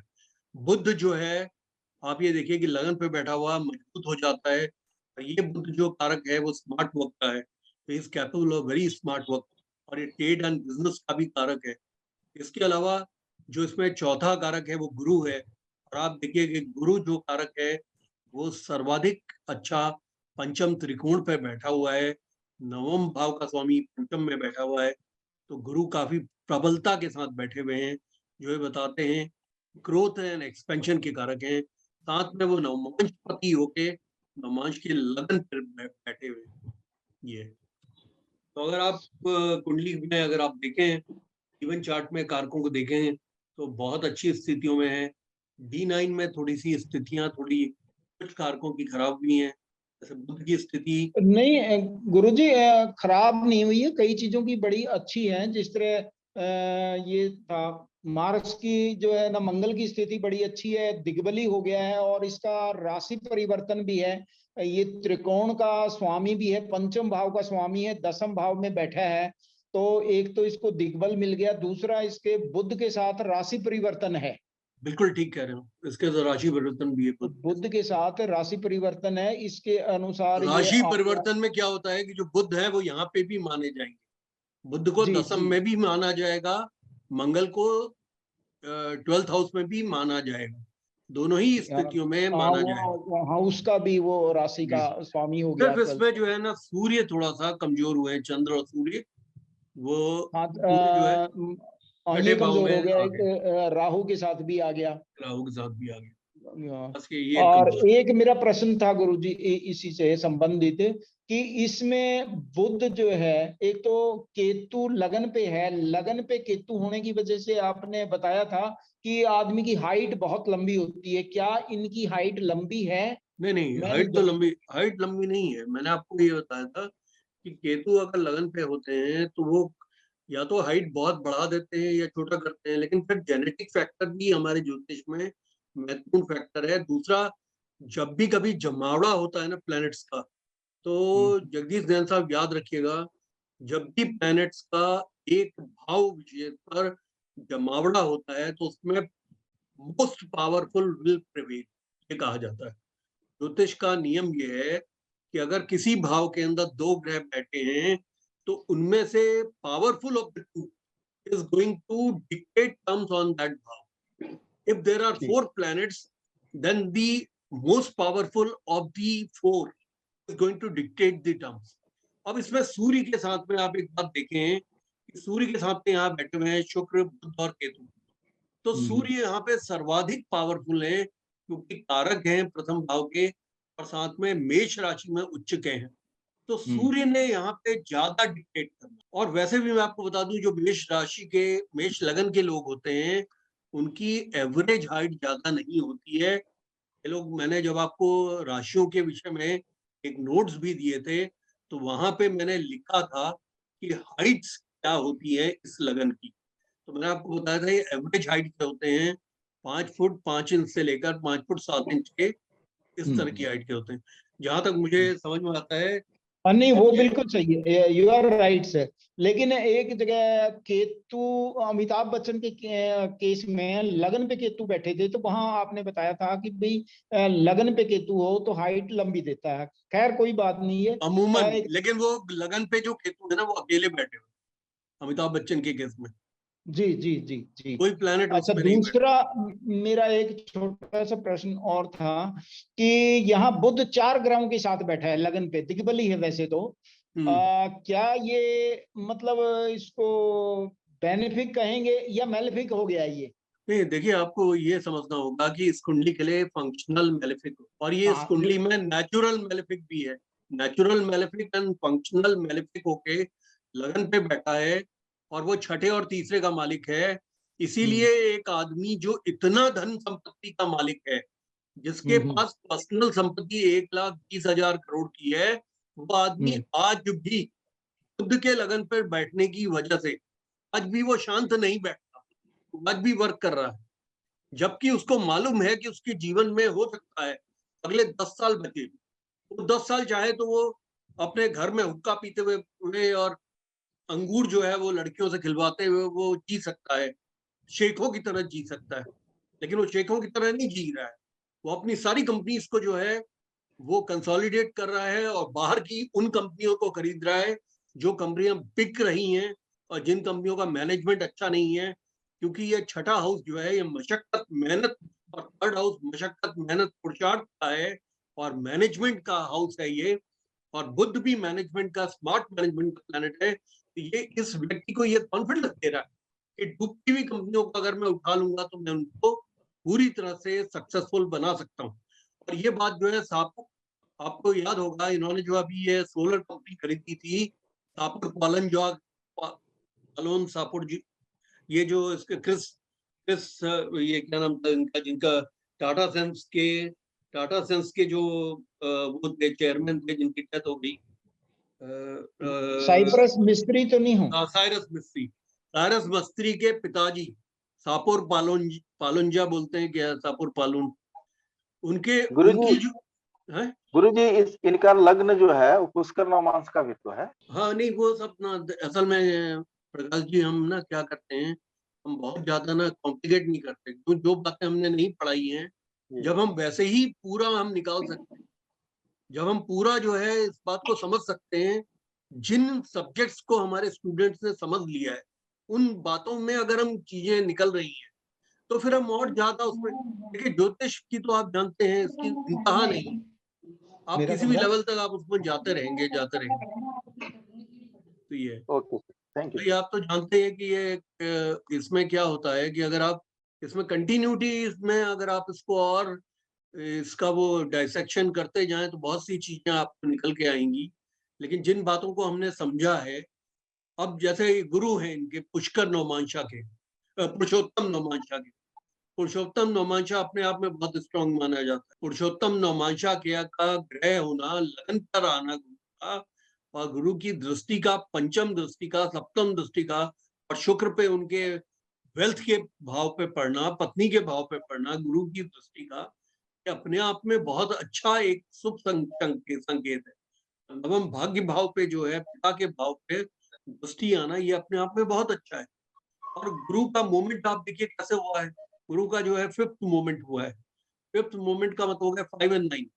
ये जो गुरु है ये 5th हाउस के रिजल्ट लेगा और 9th हाउस के देगा। तो अगर 5th हाउस के देगा तो संतान अच्छी देगा, पुण्य अच्छे देगा, एक व्यक्ति को यश कीर्ति मान सम्मान देगा, अच्छी एजुकेशन देगा, और वहीं उसको भाग्य की वृद्धि देगा, और उसको जो है डेवलपमेंटल और प्रोग्रेसिव बनाएगा लाइफ। मैंने आप लोगों को जैसे बताया था कि नवमांशा में किस तरीके से कोई प्लैनेट मूव होता है, उन भावों के वो बहुत अच्छे परिणाम देता है। तो अब देखिए सूर्य जो है 1 नंबर में यहाँ बैठा है मेष में, यहाँ पे गया है वृश्चिक में, यानी वो दृढ़ द्वादश गया है। दृढ़ द्वादश जाने की वजह से सूर्य जब भी द्वादश भाव से संबंधित होता है तो बहुत विजडम से खर्चा कराता है। याद रखिएगा, सूर्य जो है इन्वेस्टमेंट्स कराता है और विदेशों में कीर्ति और मान सम्मान को बढ़ाता है, और इसीलिए विदेश की कंपनियों को खरीदते हैं। और ये स्वयं भी पैदा हुए हैं विदेश में, एथेंस में पैदा हुए हैं, यमन में। और अगर आप इनको देखें तो इनके जीवन के अंदर जो इन्होंने फॉरेन की कंपनीज को बाई किया है, उन सबको प्रॉफिटेबिलिटी पे लेकर आए। तो द्वितीय भाव के वो सूर्य ने रिजल्ट देने हैं, तो वो धन के दे रहा है और जो है विजडम के दे रहा है, वहीं वो द्वादश भाव के भी दे रहा है। ये आदमी जो है ना, मनी को स्पेंडर नहीं करता। जब भी सूर्य का संबंध द्वादश भाव से हो जाता है, तो सूर्य विजडम से इन्वेस्टमेंट्स करता है। सूर्य बहुत ज्यादा खर्चा नहीं करता और विजडम के साथ खर्चा कराता, क्योंकि आपको मालूम है सूर्य का विजडम से संबंध है और गुरु का भी विजडम से संबंध है। लेकिन सूर्य जो है वो एब्स्टिनेंस के प्लैनेट माने जाते हैं, सात्विकता के महात्म के प्लैनेट माने जाते हैं। तो सूर्य का जब भी कभी संबंध द्वादश भाव से बनेगा, तो ऐसा आदमी जो है कंजूस नहीं होगा, लेकिन वो बहुत प्रूडेंट या विजडम के साथ में इन्वेस्ट करने वाला या खर्च करने वाला होगा। और द्वितीय भाव सर राहु भी तो इनका पुष्कर नवमांस में आ रहा है। Thank you Guruji. सर ये धीरू भाई अंबानी से ही तो इन्होंने इनहेरिट किया है और अभी एक्सपेंशन में है। सो ये अगर धीरू भाई अंबानी के बेटे नहीं होते, so is he having that capacity and capability to build this much of money? Anjali, तुमको जो बात समझनी है, धीरू भाई अंबानी की जो प्रॉपर्टी थी ना, वो इन दोनों भाइयों के बीच में 7-7 हजार करोड़ की बटी थी। आज अनिल अंबानी जो है वो जीरो पे आ गए हैं और मुकेश अंबानी उनके बदले आज बिलियनर क्लब में, वर्ल्ड के बिलियनर क्लब में इंक्लूड हो चुके हैं। यानी कि 100 जो बिलियनर्स हैं वर्ल्ड में, उनमें वो इंक्लूडेड है। फोर्ब्स, उनकी बहुत सी कंपनियां फोर्ब्स, फॉर्च्यून 500 फोर्ब्स मैगजीन में आती हैं। इसके अलावा उनकी जो पर्सनल संपत्ति है वो 1,20,000 करोड़ की है। यानी कहने का मतलब है उनकी जो पर्सनल संपत्ति है, एक तो कंपनी की संपत्तियां होती हैं वो तो बहुत ज्यादा है, वो तभी तो बिलियनर क्लब में है। उनकी जो पर्सनल संपत्ति है वो 1,20,000 करोड़ की है। तो इसका मतलब है कि वो 7,000 करोड़ को उन्होंने मल्टीप्लिकेशन में वो लेके गए, कहीं ज्यादा वो उन्होंने बनाया है। और उसको बनाने का जो सबसे बड़ा कारण है, वो गुरु जो यहाँ का कारक है, वो नवम भाव का स्वामी होके पंचम में, एक त्रिकोण का स्वामी दूसरे त्रिकोण में बैठा हुआ है और पंचम त्रिकोण का स्वामी जो है उच्च का होकर लगन पे बैठा हुआ है। यानी कहने का मतलब है ये बहुत शुभ संकेत दिख रहा है। दूसरा नवम भाव जो है वो नवमांशा के अंदर में उदित होता है, भाग्य का राइज हो रहा है, और साथ में उसका स्वामी भी उसी पे बैठा है। तो ये और D10 के अंदर भी गुरुजी आप देखिए तो मंगल भी दिग्बली है और जुपिटर जो है ना 5th हाउस के अंदर बैठा है। तो ये भाग्य भाग के ऊपर, लगन के ऊपर दृष्टि है और लाभ के ऊपर दृष्टि है। यानी D10 भी इनका काफी मजबूत दिखाई दे रहा है, क्योंकि सबसे बड़ी बात तो है जो सबसे पहले आपने बोलना चाहिए था कि D10 में इनका दसम भाव राइज कर रहा है। सबसे पहला पॉइंट ये होना चाहिए कि D10 में राइज कौन सा साइन कर रहा है? 10th house. 10th हाउस का राइज करना या 11th हाउस का D10 में राइज करना अपने आप में बहुत शुभ संकेत होता है। 10th हाउस ही यहाँ पे राइज होता है। और लग्नेश वहीं पे बैठ गया, दसम में बैठ गया। और जो मतलब दसम भाव का जो दशमेश है, दसम भाव का D1 का दशमेश, वो दसम भाव का दशमेश का लग्नेश होकर वहीं बैठ गया और सप्तमेश के साथ बैठा हुआ है। और इसके अलावा जो इनका लग्नेश है कुंडली का, वो लग्नेश जो है वो दिग्बली होके दसम भाव में बैठ गया। हाँ, ये दसमांशा इनका नवमांशे से भी ज्यादा मजबूत दिखाई दे रहा है इस पॉइंट ऑफ व्यू से गुरु जी। तो सूर्य जो है, सूर्य भी ठीक हो गया, त्रिकोण में आ गया। और चूंकि अष्टमेश होके वो आया हुआ त्रिकोण में, इसलिए पिता से उनको संपत्ति मिली है। हाँ बिल्कुल। और दूसरा अष्टम भाव से आने वाली जो संपत्ति होती है ना, वो भूमि के अंदर से आने वाली होती है। यानी माइन से आती है, पेट्रोलियम से आती है, इस तरह की जो चीजों से, खदान से आने वाली जो संपत्ति है, वो संपत्ति मतलब जो दिखाई नहीं देती अब आ रही है। तो उसका कारण भी है ना मुकेश। आप एक बात आप जानते हैं कि मुकेश अंबानी जी हमारे किसी भी सरकार की आ जाए, गवर्नमेंट आ जाए, किसी भी पार्टी की गवर्नमेंट आ जाए, वो ज्यादातर पॉलिसीज को डिक्टेट करते हैं। ये विशाल जी बोलिए।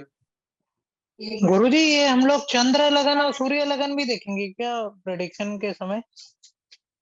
नहीं, हम चंद्र लगन तब देखेंगे जब हम गोचर की बात करेंगे। गोचरी प्रेडिक्शन करेंगे तब हम चंद्र लगन को देखेंगे, गोचर की स्थितियों को। क्योंकि जो किसी भी घटना के लिए गोचर को देखा जाता है, चंद्रमा को लग्नवत करके, तब हमें पता चलता है। लेकिन हम चंद्र लगन को भी अगर इनका उपाय करना हो तो उसके लिए हम चंद्र लगन को देख सकते हैं। इनके स्वास्थ्य के विषय में अगर हमने कोई बात देखी है तब हम सूर्य को हम लगन में लग्नवत करके देख सकते हैं। लेकिन क्योंकि इनका सूर्य का लगन और लगन का लगन दोनों ही एक हैं, तो उसका मतलब ये सबसे पावरफुल है, ये काफी अच्छी कुंडली है। फिर उनका जो लगन है वो और सूर्य लगन दोनों एक ही है। ये और चंद्र लगन मतलब हमेशा उपायों के लिए देखा जाता है, गोचर की स्थितियों को का आभास करने के लिए देखा जाता है। नॉर्मल प्रेडिक्शन में वो यूज नहीं होता। नॉर्मल प्रेडिक्शन आप जो है कुंडली के लगन के भाव से और अनुमान से ही आप कर सकते हैं और कारक के द्वारा आप कर सकते हैं। सर ये जो अमावस वाले होते हैं, जिन लोगों का 0 डिग्री होता है, सन एंड मून एक ही हाउस में जिन लोगों का होता है, सर उन लोगों का लाइफ क्या बहुत स्ट्रगल होता है? नहीं, अमावस वाले ऐसा कुछ नहीं है कि उनका कोई लाइफ में स्ट्रगल हो।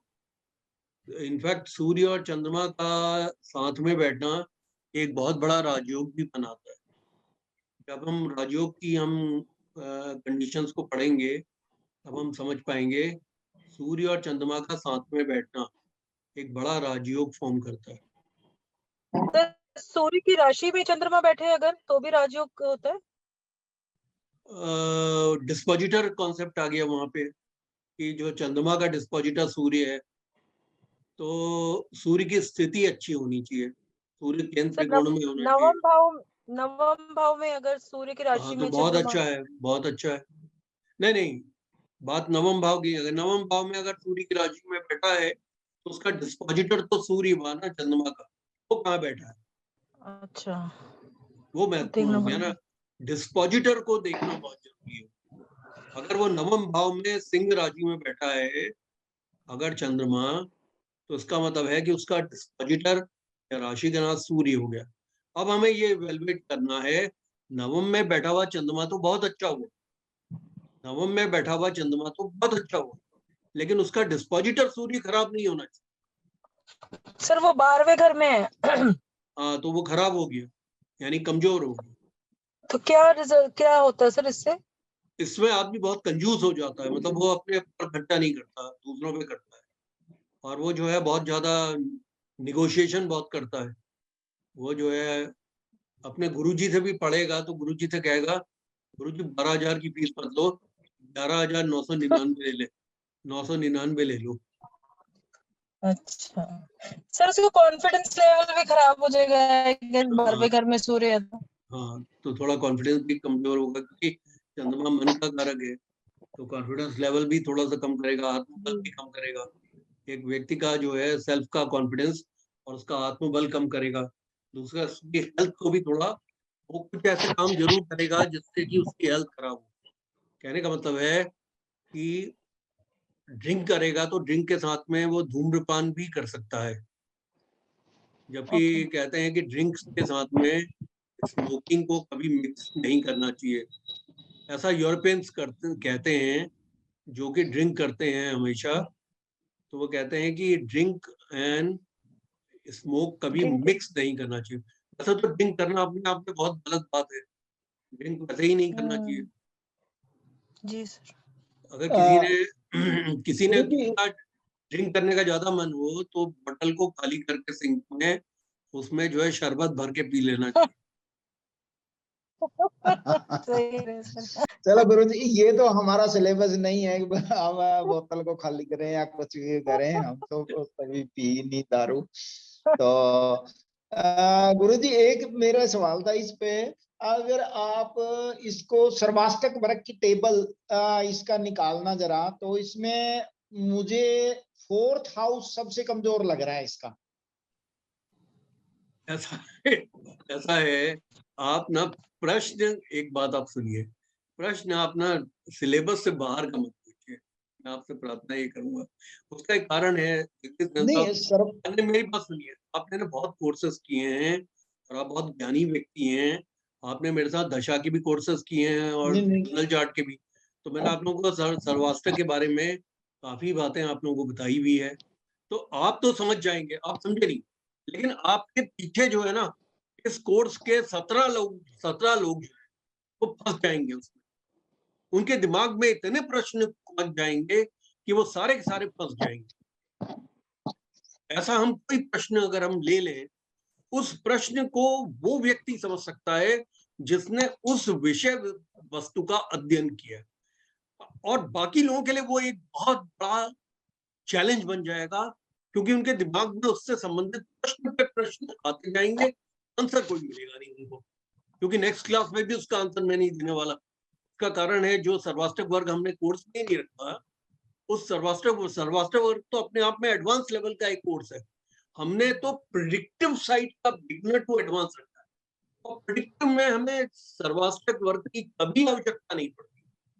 मैं आपको बताऊं सर्वाष्टक वर्ग है क्या। सर्वाष्टक वर्ग है कि पिच है आपकी, पिच जो है, अगर सर्वाष्टक वर्ग के बिंदु अच्छे हैं तो जिस पिच पर आप खड़े हैं, तो पिच जो है वो बैट्समैन को सपोर्ट करने वाली पिच है, जिसमें बैट्समैन अच्छी बैटिंग कर सकता है। और अगर सर्वाष्टक वर्ग के बिंदु अगर उसके कम है, 22 से कम है, 18 है, 19 है, तो क्या होगा, वो पिच जो है उबड़ खाबड़ है, वो पिच बॉलर को ज्यादा जो है सपोर्ट करेगी, तो उसका होता है एडवर्स प्लैनेट्स का असर उस पिच पर ज्यादा दिखाई पड़ेगा और बैट्समैन आउट हो जाएगा। तो एक अच्छे से अच्छा प्लैनेट जो कि अच्छे से अच्छे प्लेयर के रूप में बैट्समैन है, वो भी आउट हो जाएगा। तो एक सिंपल में 2 लाइनों में अगर समझाया जाए सर्वाष्टक वर्ग को, तो सर्वाष्टक वर्ग is not a way to understand कि हाउ इंपॉर्टेंट और how strong a planet is. Planet का कोई इसमें लेना देना नहीं होता, ये सिर्फ उसकी पिच है। सर्वाष्टक वर्ग आप ये समझिए कि आपको बैठने के लिए, आप बैठे हैं, आपको 5 घंटे का कॉन्वोकेशन हो और आप एक बेंच पे बैठ जाएं, तो 5 घंटे में आपको पेन हो जाएगा अपनी रीढ़ की हड्डी में। और अगर आपको बैठने के लिए आपको एरोप्लेन वाली सीट्स मिल जाएं या मर्सिडीज की सीट मिल जाए, आपको 4 घंटे, 5 घंटे, 8 घंटे पता भी नहीं चलेगा। तो सर्वाष्टक वर्ग सिर्फ उस भाव को अच्छा कुशन क्रिएट करता है या उसे उबड़ खाबड़ बनाता है, इसके अलावा कुछ नहीं करता। मतलब वो प्लैनेट को बिल्कुल कोई मदद नहीं। अगर आप ये समझें, वो प्लैनेट को सिर्फ इसी हद तक मदद कर रहा है कि एक प्लैनेट पूर्ण रूप से अपना ऑप्टिमाइज रिजल्ट उन कंडीशंस में दे सकता है जब सर्वाष्टक वर्ग ने उसको अच्छी पिच देगी, और अगर खराब पिच देगी तो वो ऑप्टिमाइज नहीं देगा। बस इसमें आपको सिर्फ एक प्लैनेट की प्लेसमेंट को आपको इवेलुएट, और वहां चूंकि उनके चतुर्थ भाव में कोई प्लैनेट नहीं बैठा हुआ, तो सर्वाष्टक वर्ग बिल्कुल बेमाना हो गया उस भाव के लिए। It has nothing to do with. और 8 के 8 जो कंपोनेंट वहां पे जो बिंदु दे रहे हैं, उन बिंदुओं का सिर्फ संबंध इस बात से, आपको सुन के आश्चर्य होगा, ये एक रिलेटिव स्ट्रेंथ है इन दी हॉरोस्कोप। इसका मतलब ये नहीं होता जगदीश ने साहब, कभी मैं आपको बताऊं, मेरे चतुर्थ भाव के अंदर मेरे जो बिंदु हैं वो हैं 26। मेरे प्रथम भाव में मेरे 31 बिंदु हैं, पत्नी के भाव में 31 बिंदु हैं, और मेरे चतुर्थ भाव में 26 बिंदु। 26 बिंदु अच्छे नहीं माने जाते, 28 से ऊपर अच्छे माने जाते हैं। लेकिन आप ये समझिए कि मेरा डोमेस्टिक हैप्पीनेस का, जो चाइल्डहुड अपब्रिंगिंग का, जो चौथे भाव से देखा जाता है कि आपको चाइल्डहुड कैसा मिला, मैंने 10वीं क्लास तक तो बस्ता भी नहीं उठाया। सिपाही जो है, कांस्टेबल मेरा बस्ता उठा के ले जाते, तब जाके मुझे जो है एनलाइटनमेंट हुआ। हमारे फादर सिटी मजिस्ट्रेट थे, एडीएम थे, तो मुझे अब एनलाइटनमेंट हुआ कि ये तो गलत मैं कर रहा हूँ, कि अगर मैं शिक्षा प्राप्त करने जा रहा हूँ और मेहनत नहीं कर रहा हूँ और किसी के ऊपर डिपेंडेंट हूँ, तो आप 26 बिंदु नहीं देखते, आप कोई बात बोल सकते हैं। और अगर आप ये कहें कि आपके तो 31 बिंदु आप लगन पे हैं, तो आपके बराबर तो कोई होना ही नहीं चाहिए। तो मैं आपको बताऊं, मेरा कॉन्फिडेंस का लेवल जो है अपने स्टूडेंट के कॉन्फिडेंस के साथ जुड़ा हुआ है। अगर कोई स्टूडेंट मुझसे ये कह दे कि मुझे नहीं समझ में आ रहा है, या स्टूडेंट अगर मेरे बारे में अगर कोई अच्छी बात अगर नहीं लिखता है व्हाट्सएप पे, आप समझिए कि मेरा नोट्स बनाने का जो उत्साह है ना वो 10% रह जाए। तो इसका क्या मतलब हुआ कि मेरा जो सेल्फ कॉन्फिडेंस है it is linked up to the accolades, the pat on the back, the endorsement of my student. जो 31 बिंदु जस्टिफाई नहीं करते, 31 बिंदु वाला तो परवाह भी नहीं करेगा, वो तो कहेगा कि लोग जो हैं जो करना चाहे करें, मैं नहीं मानता, मुझसे बड़ा कोई नहीं। आप एक बात देखिए, जो इस तरह के जो पॉलिटिशियंस की मैं व्हाट्सएप देखता हूँ, इनके 31 बिंदु होते हैं, उनके तो कॉन्फिडेंस का लेवल इतना भयंकर होता है कि वो तो परवाह ही नहीं करते इतनी क्रिटिसिज्म के बावजूद। तो जो अष्टक वर्ग है ना उसको समझने का, सिर्फ गोचर को समझने का वो एक बहुत अच्छा तरीका है। इसके अलावा अष्टक वर्ग जो है कष्ट फल और इष्ट फल को समझने का अच्छा तरीका है, but it is not the end of the subject और a concise way of understanding what will be given to a person from a particular bhav. भाव से आने वाली चीजें भाव देगा, भाव का स्वामी देगा और भाव का कारक देंगे।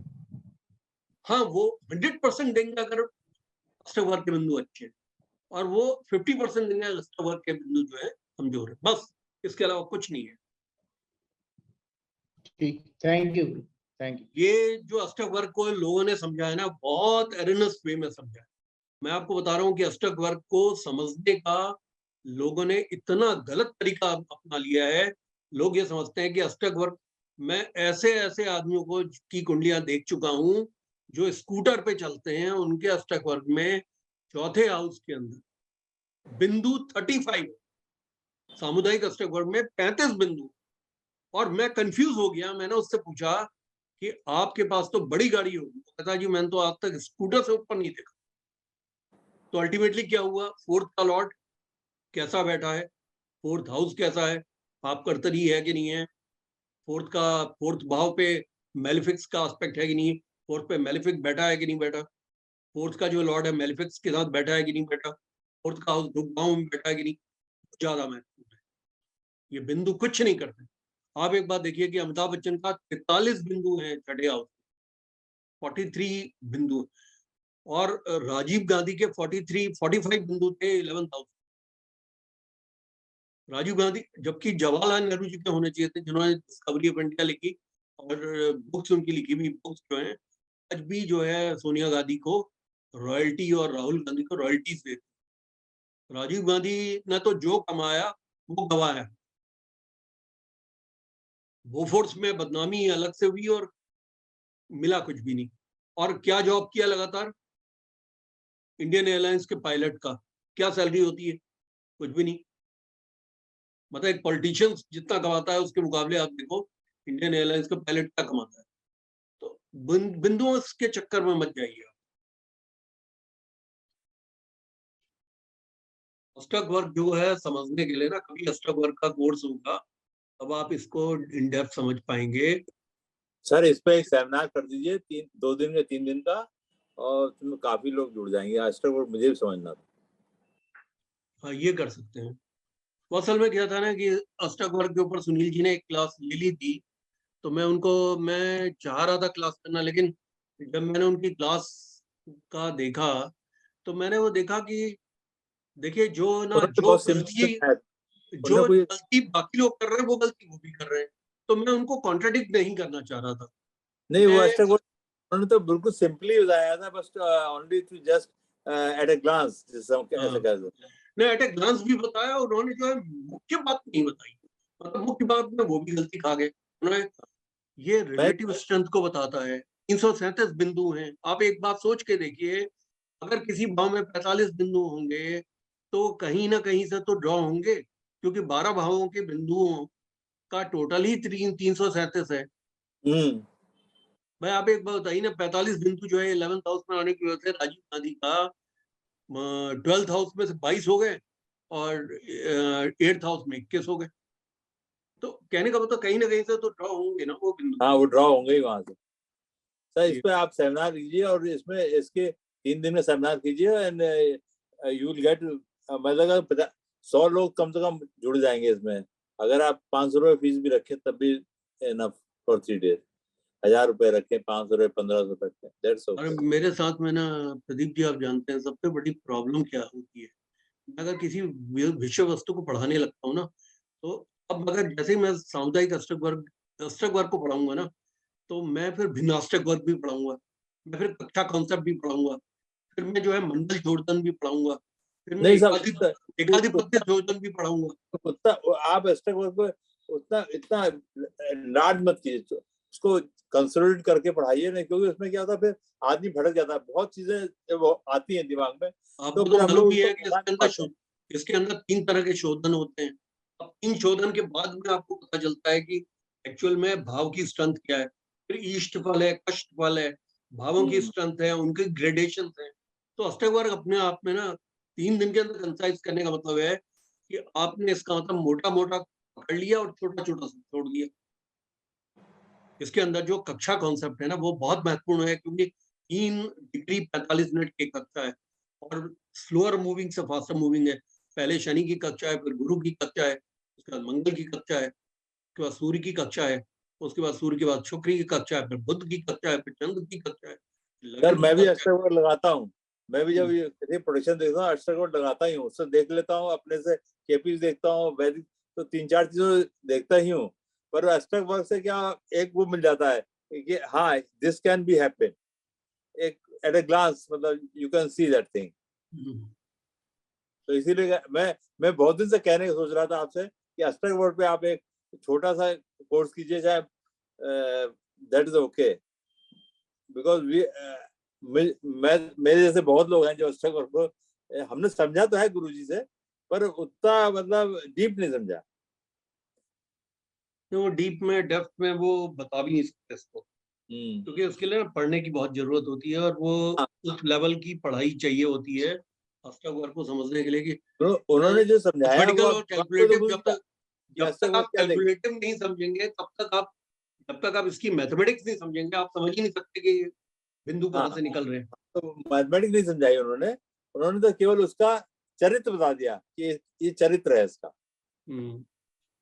कहाँ से आया, क्यों आया। मैंने देखा था उनका, वो देखा था उसमें मैं इसीलिए मैंने फिर किया नहीं। था साहब, मैं दशा की क्लास में एक बार लेने की सोच रहा था, बट वो वही टाइम था जिसमें वो प्रैक्टिस विद गुरुजी में उनका अष्टक वर्ग वाला आ गया था।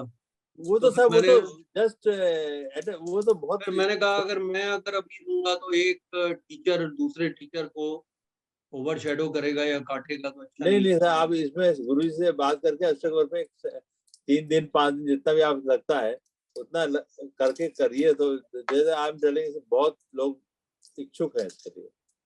चलिए ठीक है सर अष्टक वर्ग में जब तक कक्षा वाली बात नहीं समझेंगे, जो ग्रहों की कक्षा है, तब तक वो उसको सही से नहीं समझ पाते, क्योंकि दशा में तो कक्षा ही काम करती है ग्रहों की।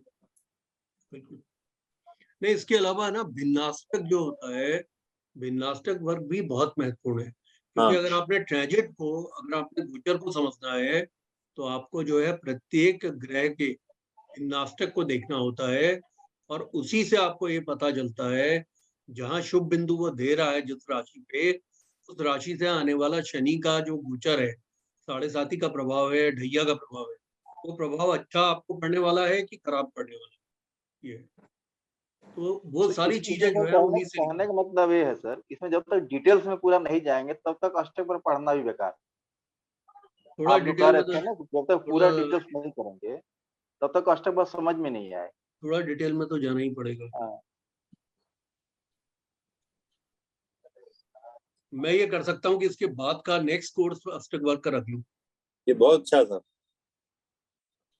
क्योंकि अगर मैं अष्टक वर्ग का कोर्स रखूंगा तो फिर मुझे जो है वो 30 क्लासेस मिल जाएंगी और मैं उसे विस्तार से समझा पाऊंगा और लोग भी सेटिस्फाइड होंगे, और जो पुस्तक लिखना चाहते हैं मेरे स्टूडेंट, उनको पुस्तक का मसाला भी मिल जाएगा लिखने का, नोट्स भी मिल जाएंगे।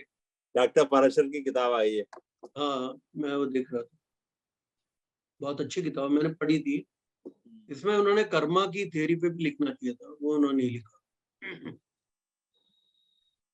चलिए, आप में से और किसी ने कुछ पूछना हो?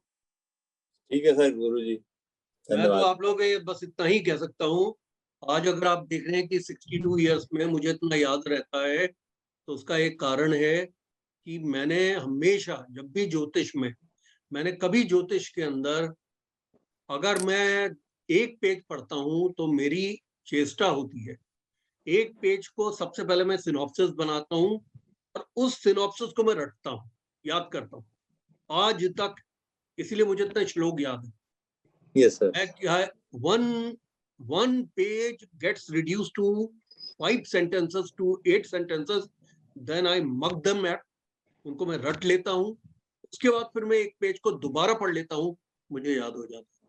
और मैं ये कह रहा हूँ, रटने के अलावा और कोई वो नहीं है, पूरा पेज रटने की जरूरत नहीं होती, मेन जो इम्पोर्टेंट बात है उनको रटने की जरूरत है। मेरे नोट्स को भी ना आप एब्रिज कर सकते हैं, उसमें से सबसे महत्वपूर्ण चीजों को लिखकर आप याद कर सकते हैं और आप इतने ही अच्छे शिक्षक आप बन पाएंगे। मेरे साथ में ये जरूर है, देखिए हर आदमी की एक कमी होती है, मैं सुनील जी की तरह मेरे जवान पे सरस्वती का वास नहीं, तो मैं इतना धारा प्रवाह नहीं बोल पाता जितना धारा प्रवाह वो बोलते हैं, और ये क्षमता मेरे अंदर नहीं है कि तीन पॉइंट्स को इतना विस्तार से समझा दूं कि 3 पॉइंट एक आदमी के चयन में घुस जाए, उसके दिमाग में घुस जाए। मेरे अंदर इतना वो नहीं है, अगर मैं बोलूंगा उतने मिनट तो कम से कम जो है मेरे 60 पॉइंट निकले। तो हर आदमी की ने कुछ विशेषताएं होती हैं, कुछ कमियां होती हैं। यस तो सर।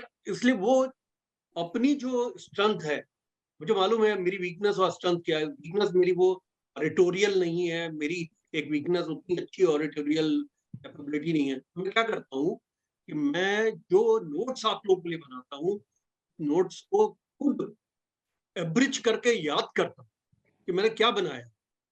उससे मुझे क्या है, 2 से 3 बार पढ़ने से मुझे अपनी गलतियों का आभास होता है, तो मेरे नोट्स में आप फ्लॉलेस नोट्स आपको मिलते हैं, गलतियां बहुत कम होती है इतने बार पढ़ने से, और पढ़ाने में भी आसानी होती है। अब मैं आप सभी लोगों से जो है इजाजत लूंगा। एक तो आप लोग व्हाट्सएप पे जो लिखना चाहे लिखिएगा, बहुत अच्छा लगा आप लोगों से मिलके। कल क्लास नहीं होगी, परसों क्लास होगी। बहुत बहुत धन्यवाद। धन्यवाद गुरुजी, नमस्कार। नमस्कार।